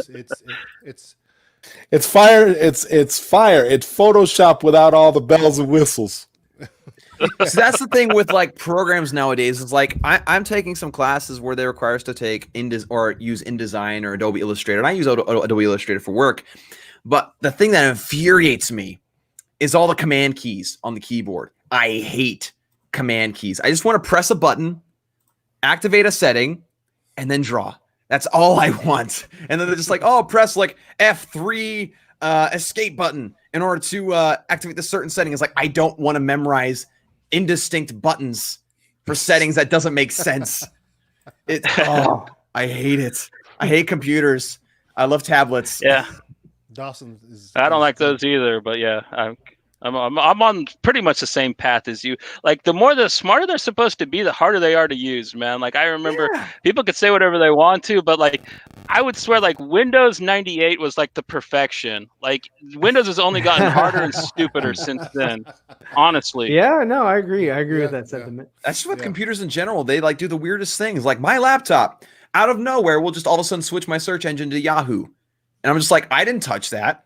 I didn't do that. Everybody, that's the thing. Nobody likes Yahoo and nobody likes Bing, but yet they always showing up on there somehow. And it's like, what?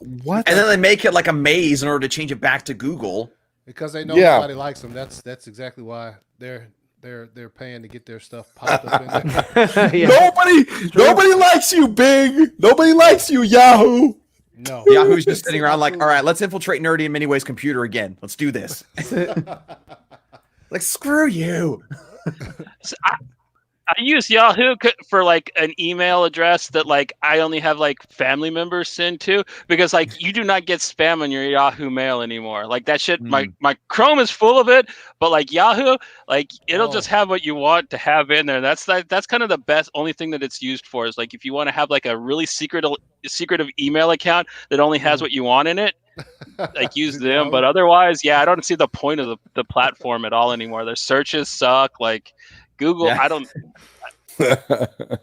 Google's killed them in my opinion. I don't know. They're just like on live support or something. It's like America Online. Believe it or not, I knew a couple old people who were actually still paying for America Online, and we convinced them. We convinced them. We're like, you're not supposed to be paying this. You can get email for free. Yeah. You know, like Google's fantastic. I even have a Google phone now. Like Google's just, I love Google, even though they spy on us all the time and get our information and that's fun. That's why you can't go on a web page without seeing stuff that you just searched for as like an advertisement. It's like you accidentally were looking at boxers and all of a sudden now you're seeing boxers. You like boxers? You're seeing boxers on your My wife's phone. The other night, my wife and I were talking about this book that she really wants by this author Brandon Sanderson. She loves this guy. And we were just talking about it. And she opens her phone and her Google's already opened up to find Brandon Sanderson books available on Amazon. Already. It's just like, okay, that's trippy and creepy and weird and gross. And convenient. Yeah, very convenient. Just I will say this, though. Buy now. Just buy it. I will say this. I know she likes it. When I first got my Google phone, I got a flight booked to see my family out west, and as soon as I got the email confirmation, it added it to my Google Calendar, like alerts and everything, like immediately. And I thought that was so cool. It's like, I have a little Jarvis. That's kind of cool, but it spies on you. It is also creepy. Yes. Yo, Google is Tokyo Drift. Google Google Drive. Yeah. Google Drive's cool to store your digital comics on. That's pretty much the only thing I use it for. Is I put my PDFs that I get from Kickstarters and shit on it, and so I can have those wherever I go. But aside from that, like it's not like I'm putting pirated movies up there or anything. I know people that do that, and I'm just like, you're an idiot. Like it's Google. You don't think that they know what you just put there and sent to somebody? Like Google always finds out. But, is this legit?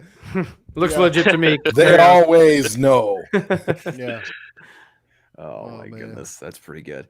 I use Google Drive for work because I'm an app designer for an app that I just did, and I have to upload it to this file that they made all the time. I'm just done with drives in general. Freaking drive. You know, Dawson. Speaking of the app that you did, I think now would be a good time to drop that trailer for 24. I don't have it. I'm not the host of the show. Oh no!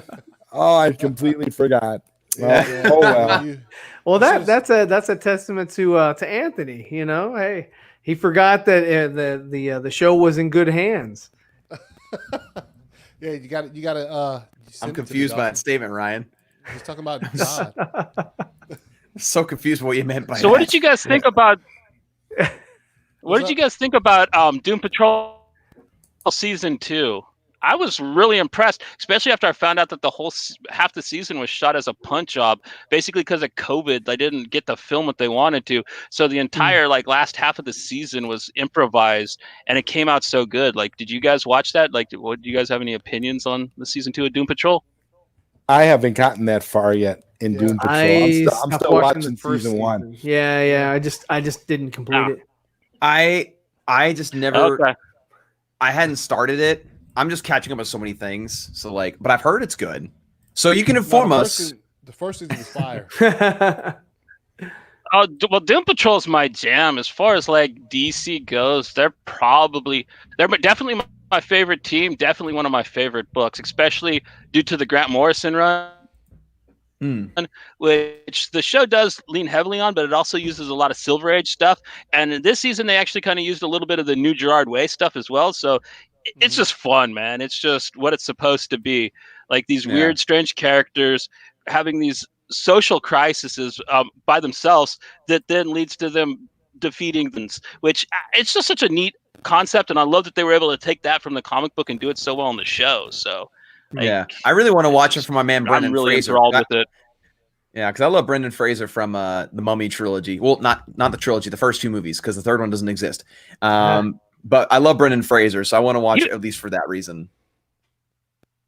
He was still in part 3. They just replaced the girl. I know he was, but I just don't. Yeah, they replaced Rachel Weisz. Count it. Yeah, Rachel. But Brendan Fraser, I just don't count that third movie just because I hate it. I hate that third movie. It just destroys. It craps on everything that made the first 2 good, in my opinion. Yeah, I hear you.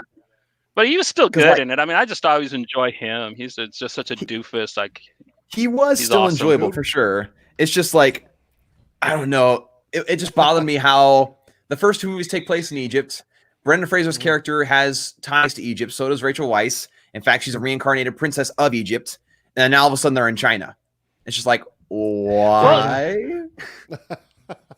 Well, because they were trying to be clever. Because in history, there are other pyramids and other mummies that are found in Asia and in South America and stuff. And I thought that I think that they were planning on maybe trying to do all of them, but they just didn't write it well enough. They didn't do it good enough. They thought that we'll just get Jet Li to be in it and people will like it. And it's no, you guys didn't write it. They lost me on, and look how that turned out. They lost me with the CGI Yetis.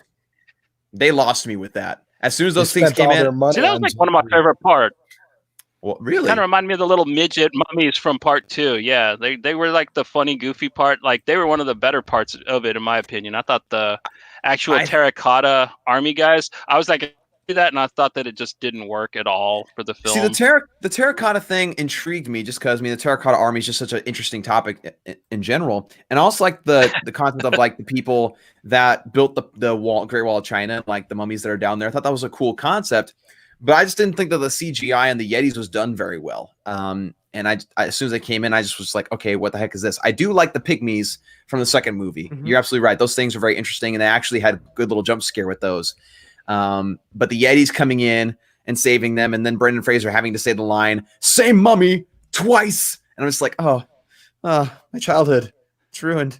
But I'm not gonna go as far like Ryan does and shun the entire trilogy just because. No, I don't shun the entire trilogy. I actually like the trilogy.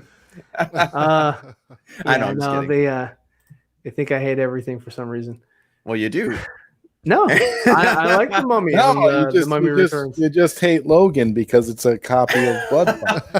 We were not going to bring that up, Zod. Oh, sure the hell is.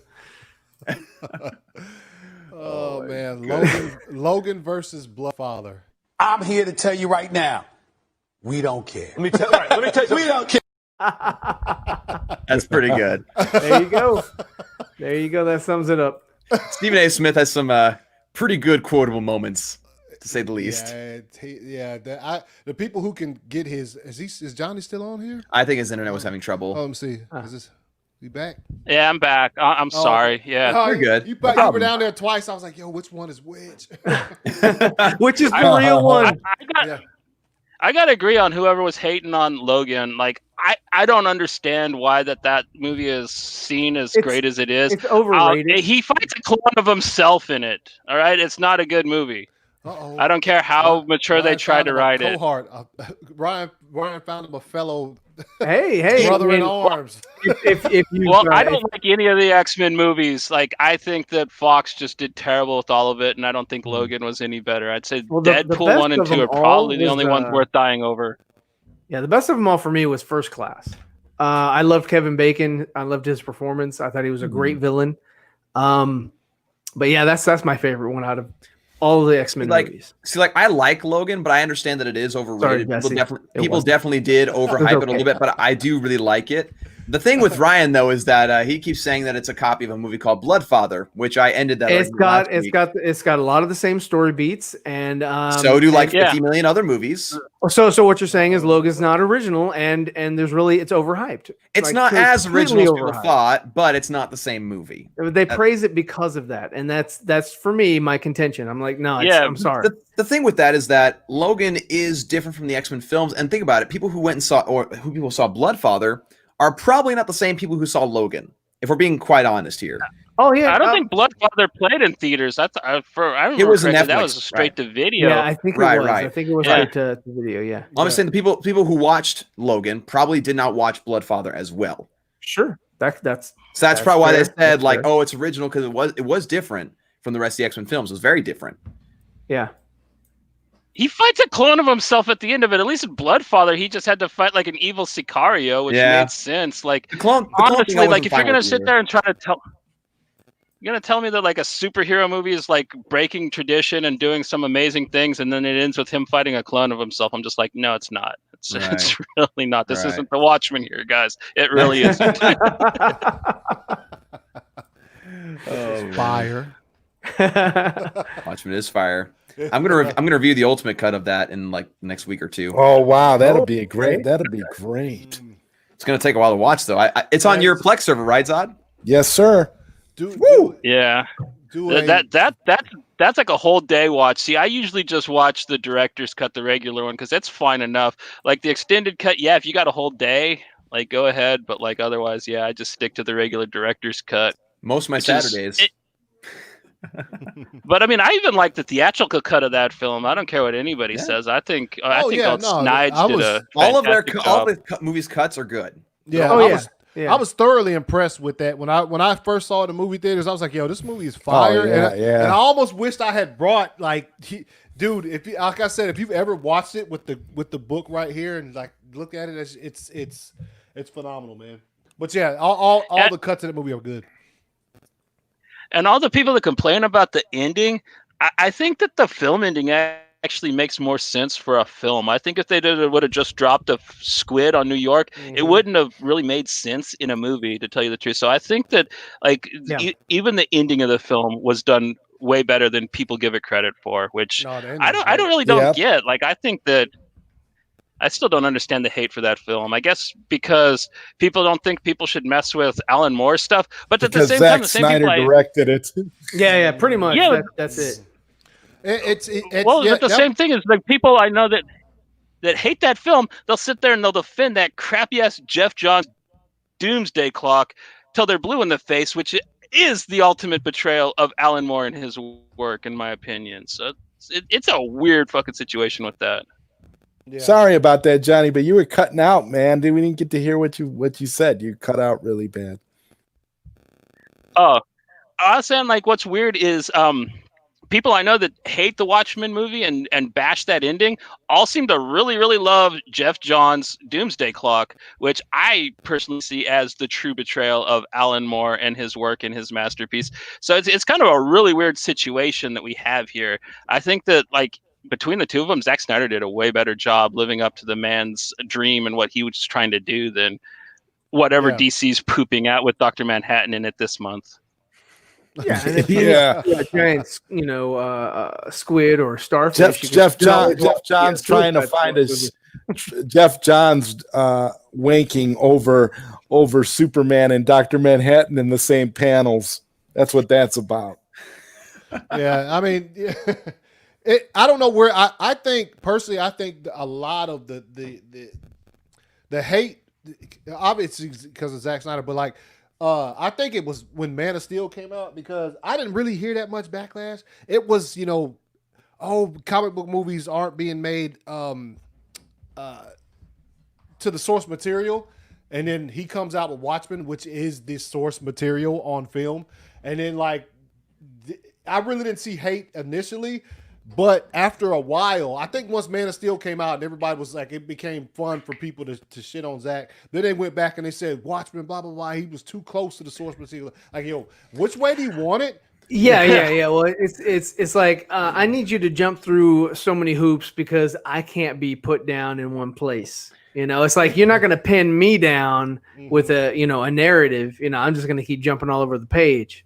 So it's like there has to be a point in time where you're like, I really don't give a shit what you have to say. And it's sad that today we have a problem in society where it's popular to hate on certain things, even if they don't even deserve it. Like people just hate on things unnecessarily all the freaking time. And it's so frustrating because people are just like, oh, that sucks. Like, for example, I was talking to some friends about Man of Steel today. Man of Steel, in my opinion, is fantastic. I mean, even if you don't look at it as a superhero film, like the score is amazing. The visuals are great. The fights are fantastic. The themes are really, really deep. And I would talk to these people and they're like, oh man, it just sucks. It's like a dumpster fire. It's like, how in any way, shape or form? Well, yeah, you can now, especially now that we've had years to reflect upon that. If you get into like an argument with somebody and they just say it sucks and you say how, they can't. The only thing that they try to give to you is saying like, oh, the color grading sucks. It's like, okay, give me a freaking break. You know what? You know where that comes from, man. And I hate to blame it on this again. It's YouTube. I mean, I even like some of the guys that started it. Like, I liked Angry Video Game Nerd, but like him, Red Letter Media, I Hate Everything. They've made it to the point where like everything has to be shit on. Unless it's one of the 5 things that gets picked that year, it's okay to not hate. Like last year, it was that movie Quiet Place. You couldn't say anything mean about that, or Midsommar. But like aside from those, everything sucked. Everything was worth getting ripped apart. Not a huge fan of Man of Steel. I don't think that Zack should be working on Superman. It's way wrong for him. I was really excited when he was talking about doing like heavy metal magazine movies and stuff. That is what he should be doing.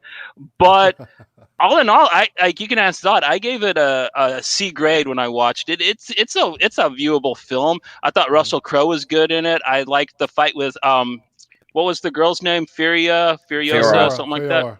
Fayor. Yeah, she was badass. I liked that. There were parts, but I think Henry Cavill just plays the character too downtrodden and tone deaf.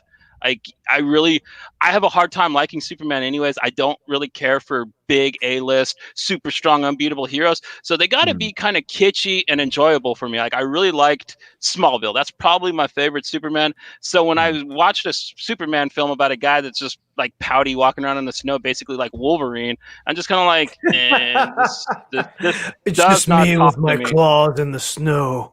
See, with me, it was a little bit different because like before Man of Steel, like I can kind of understand the idea with a big superhero like Superman, like being overpowered and not really liking that, because I felt that way about Superman for a long time because like I didn't find anything that was relatable about him. The thing with Man of Steel with me is that I found this version of Superman to be much more relatable and like I think a lot of times people misunderstand like drab and depressed with like realistic and just kind of internally conflicted. Yeah, that's at least how I see it. And you're definitely entitled to your opinion. I'll definitely respect that. That's just how I saw it personally. Batman he's serious. Yeah, I'm same thing, nerdy. Like, yeah, that's it, Man of Steel, like I've said plenty of times, it just brought, because he had gotten dry and stale to me and that's my favorite superhero is Superman. But yeah, it got dry and stale. And then once I saw like Man of Steel kind of modernized him, and it's like we always say, if he actually existed in today's world, that's probably how he would be, because everybody's not going to accept him, and you do not know how to handle that. He would be hated, and Superman would be politicized, just like everything else is in the society we live in now. If it was real life, Superman would be the lamplighter from The Boys. That's pretty much how it would really be. Tell us your opinions on the lamplighter, Ryan. He was silly. He was silly. I mean, it was funny to see Iceman as the lamplighter. I was the extreme opposite. Got it. Yeah. But no, whatever. I mean, and then his death was just so underwhelming. I was like, what? Okay. Like, I got you in here. What'd you think? You've got to take care of the rest. What'd you think about that appendage? I saw it coming. Gross, but I mean, I saw it coming. I mean, I saw it coming. I was like, we're gonna see that again later. As far as the heroes and The Boys, I'm probably the biggest fan of the Deep. like the Aquaman guy. He's probably I love the Deep the best because he reminds me of his. You still there? I think it's just a little bit of delay. Yeah, I just said. Oh, I'm sorry. I was just gonna say I love the Deep because he reminds me of Stifler. Yeah, pretty much. He does look like a. I love that when they turned on the Arrow guy. He was like, we can't talk. He was so great. He's so supportive and he was so helpful. He's like, yeah, we don't talk to him anymore. Yeah, screw him. Yeah. The Deep. That's how it'd be in real life, though, man. Like if they were like Twitter people and shit, that's how they would treat each other. Like, oh yeah, no, he said that he liked something I didn't, so I don't talk to him anymore. The memes were awesome. I think that's the best part so far of the show for this season is when Homelander. Homelander and what was his name? Stormfront. When she showed him the memes, or when he saw the memes of himself, and then she showed him, what they did and how they, corrected the way that the public sees them through the memes, using that as a catalyst to gain favor from the public. I thought that was kind of cool. Yeah, they did a really good job taking that comic book and like updating it and making it so people can understand it now. It's one of the best like looser adaptations to a comic book I love that I've seen. It really, really does the story well while being its own thing. So like I really applaud The Boys TV show. Like that's some good stuff. Good for Ennis. I mean, the only character that I was because that Preacher show blew goats for quarters. The only character in The Boys that I just don't have too much of a like for is Meg Ryan's son, Dennis Quaid's son. I don't know his name. He plays Huey. Huey. Oh my God, man, Huey. I wish somebody would kill him. He's super annoying. Wow. Yeah. He's not the best especially with the Butcher running around, man, because Carl Urban's he steals the show. He's just He does. I mean, stealer. Carl Urban is a great actor, and his performance in the show is fun to watch. It's fun to watch. Yeah, even though I like Frenchie too. Even though they gave him a few sappy moments this season, man. I was like, I don't give a shit about Frenchie. Why do I care about Frenchie now? Who gives a shit? Man. I like Frenchie. He's I mean, he needs to get slapped. He's like, Komiko. Oh, Komiko. Oh yeah, they shouldn't have had him kiss. They try to kiss her. So that yeah. I was like, come on, dude. You're too much of a simp. Leave her alone. Leave her alone. She no means no. And he looks like what's the actor's name? Go ahead. Go ahead. My bad. I got a delay and stuff. I'll just be quiet for a bit. See if my internet catches up. I was just saying he looks like the dude that played Quicksilver in Age of Ultron. What was the dude's name? Oh, not that guy from Kick-Ass? Yeah, he looks like him. Frenchie looks like him. Like he looks like that actor, Aaron Taylor Johnson.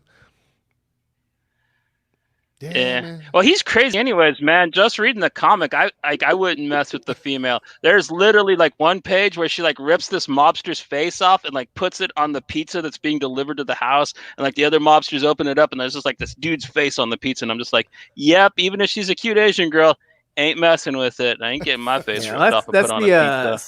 same actress as Katana. Yeah. She plays Katana in the Suicide Squad. Yep. She's got my back. Yeah. This is Katana. She's got my back. I would recommend not getting killed by her because her sword captures the souls of all of her victims. That was such a. I'm a huge Rick. I got most of his best lines memorized, man. Like I absolutely like. He is my favorite DCEU character, Rick Flag. End of story. Yeah. He should have been like the Agent Coulson. They should have just had him in all the DCEU movies, setting everything up. That'd have been cool. Yeah. Great connective tissue. Yeah. Dude, that Invincible trailer. Invincible. Invincible? Oh yeah. The Invincible. Yeah. What was that? Yeah, what is it? Supreme, right? Yeah, Robert Kirkman's superhero book from Image. Yeah. No, Supreme was created by Rob Liefeld, and the best version of it was Amazon written by Alan Prime? Moore. But like,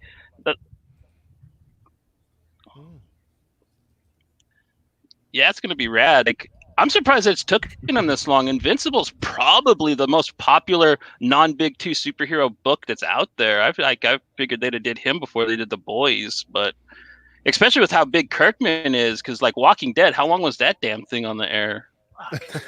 You know what I mean? Oh God, I got so bored of that after like the 8th season. Oh, I watched that for so long, and then they got to that other complex or compound or that little what was it, the neighborhood.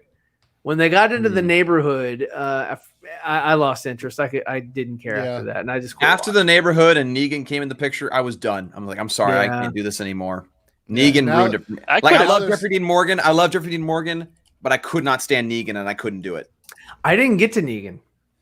I didn't even get that far. I was in that neighborhood setting, and the old lady. Governor? With the governor? With the governor, yes. Okay. Oh wow. And then that's when I quit. I was like, yeah. So you quit the other season 3, yeah. I think I quit after season 4. I think I quit right before the episode that Negan comes in, because I had heard from somebody of Negan coming in and what he does, and it pissed me off. I just couldn't do it. I couldn't do it. It was terrible. Like basically in the comic, he was really nasty. Yeah. I think you're breaking up again with the internet. Yeah. Unfortunately. Maybe move to Tulsa. or can you get to Oklahoma City? It's about 45 minutes away, but I'll try next time. I'm really sorry about this, fellas. You're all good. Man. No worries. No, we're playing with you. I was on here looking like a potato one time, so yeah. I was at a hotel. Remember when your voice changed the other week? Yeah. He was like this, like, hey guys, anyway, how you doing? Let's go. This is Anthony from AC's Universe. How's it going? My settings are low. Get hit with a tranquilizer dart. That's exactly what it sounded like. Yeah, it was so weird. I came out, you're like, "Hey, how's it going?" It's like, "What the freak is that?" You get possessed by a demon?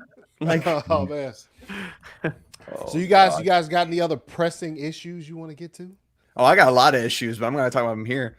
We're saving those for happy chat. We can talk a little bit more as if enough positive things have not been said about this book tonight. Zod just like pulls it up out of nowhere. I know. It's kind of like Enosh, but instead of pulling a whole bunch of different things, it's always the one item. You're not even though it's the one. You're not expecting it when it comes on the screen. Because everything is hands free with me, so Oh man! Oh my goodness! All right, so we're close to 2 hours. Oh yeah. I think it's time to wrap up the show. So, Johnny, as a guest, man, you got any parting words? Any final thoughts? Yeah. Well, I'm just gonna plug my stuff really fast. If that's cool. Yeah, by all means. You can find me on YouTube, here on YouTube at Graphic Vandalism. That's the name of my channel. You can at me on Twitter at JohnnyAlpha81, and I have a podcast. It is called Nerds from the Underground. We review indie books, mostly trade paperbacks. We're on Spotify, iTunes, Amazon Music, all that jazz. So, like, if you want to, give us a shot, learn about some cool new indie books, maybe hear about Dawson's book on there in the near future. Nice. That might happen if you can tell me where I can get my hands on it after the show. But drive I'm up to Johnny. Illinois. Zod has a copy.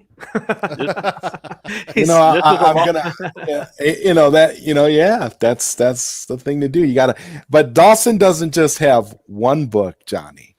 Dawson also has this book too as well. This is another book. I haven't read it yet, but it looks like it's going to be fire. I haven't read it, but looking forward to reading it. It's looks like some cowboy noir. Hell yeah, man. Yeah. Some cowboy noir, and you can tell the artwork is fantastic, eye-popping, similar to the other book. Kidding. So so there's this, and then there's Vine Lord coming out. I'm gonna start paying you, Zod. Hey, listen, I all I have to say is this is some great stuff.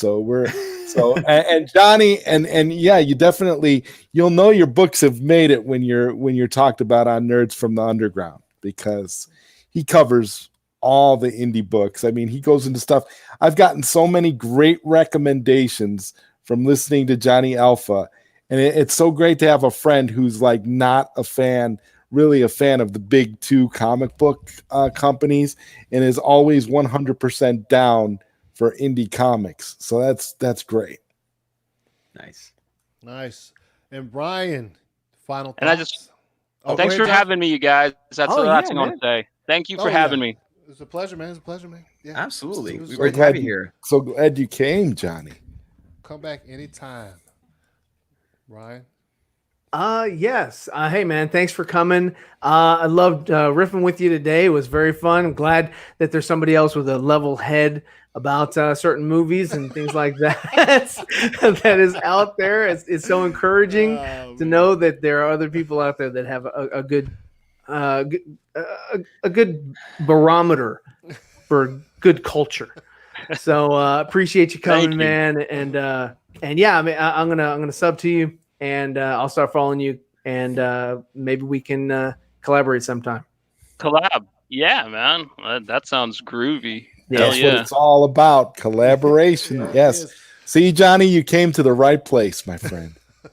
Yeah, it's all about the community for me, man. Building that positive comic book community. That's what I look for. So networking. And networking, for sure, exactly. For sure. Zod, man, final thoughts? I want to thank you, Johnny, for joining us today. It really means a lot to me to see you here on 4NERDS with us. It's great to have you being such a good friend of mine. And again, I love being here every week. This is it just continues to be a wonderful show. Gets better and better every week. And you can find me on the Zod Rider Show on psn-radio.com on Tuesday nights at 9 p.m. Eastern. And then here, 7:30 p.m. Eastern on Thursdays, the 4NERDS. All right. Dope. Dawson? Yeah, and I'm just going to repeat everything that everybody else said. Johnny, it was great to talk to you. It was great to get to know a little bit about you and your work and just some things you're interested in. It's always really cool to meet another comic book fan as well as an indie comic book fan. And I'm looking forward to following your stuff from here on out. I actually just subscribed to you about 5 minutes ago. So you got a subscription from yours truly. And so I'm excited to hear some things from you. I'm also excited to show you some of my work with my comics. I'll be sure to message you those, I guess, after the show. And for those in the audience who don't know me, I'm nerdy in many ways on YouTube, at NIMW32 on Twitter and Instagram, as you can see in the bottom left corner of your screen. And again, 7:30s every Thursday, 4NERDS, whether it be on Ryan's channel or Anthony's channel or my channel. There we go. And you're soon to be on America's Got Talent as well. No, I'm not. And if it looks like we were scared to death, like a couple of kids just trying to save each other. Yes, you are. Nice. I didn't have my lighter. Is it hot in here? Is it just me? Do what? Get them lighters up, everybody. Get them lighters up. Damn, that's a ballad. Hey, I'm just waiting for Dawson to do like a live stream, just concert, just yeah, totally. I mean, totally. That's he's gonna something. bring That's the house something we're down. gonna work on. That's something we're gonna work on making happen for sure. Nothing but women's draws on the screen. You are correct about that, Jesse. Yes, you are correct. Wow, Sexy right. voice, there it is. All right. So, Johnny, he's bringing sexy back. Johnny, first of all, thank you for coming on the show. We really appreciate it. And your drawings, I subscribed to your channel. Like, I've already been subscribed to it. So but the art that I have seen is fire. And once again, thank you for coming on. You can find me on all social media at 2279ACS. And every Thursday at 7:30 p.m. Eastern time with these fine gentlemen here that you see on the screen. Well, fine's a strong word. I don't know about you, but I'm fine. No, you know, Ryan, you forgot to tell everybody why we're all wearing the same shirt. Yeah. So the shirt, yes. I mean, thank you everybody here that has gotten one of these shirts that I'm wearing. It's in commemoration for what Ray Fisher's going through illegally. Just a psychological pick me up. Basically, what I'm doing is I have my Teespring, and and you can get a shirt. Post it on Twitter, tag me, and I will grab your photo, put it in my compilation, and I'm going to send that to Ray so he can see all of the fans that have gotten the shirt, support him, and are backing him as he's going through these proceedings. So, or going through this investigation, or whatever it is that he's actually undergoing. So. Yeah, I mean, I thank everybody on the panel that has the shirt. I thank everybody in the chat that has the shirt, that has sent me the photos. If you haven't sent me a photo yet, please do. Don't forget, because he wants to stare at it. I'd love to have Ray stare at it for a minute. And Ryan, you did take a screenshot of all of us with the shirt, right? With all of us together on the panel. Oh, I'll grab it. It. Yeah. And he's looking for. He's looking for more pretty Asian girls to be wearing them than you. So you don't want to send no pictures of you in that shirt to Ray Fisher. Right. Some Asian girls in there, man. Yes, Asian girls are welcome to buy the shirt. It's available on Teespring for anyone. So, all right, you guys. All right. It's been a terrific show, ladies and gentlemen. We are the 4 Nerds, and we'll see you guys next week.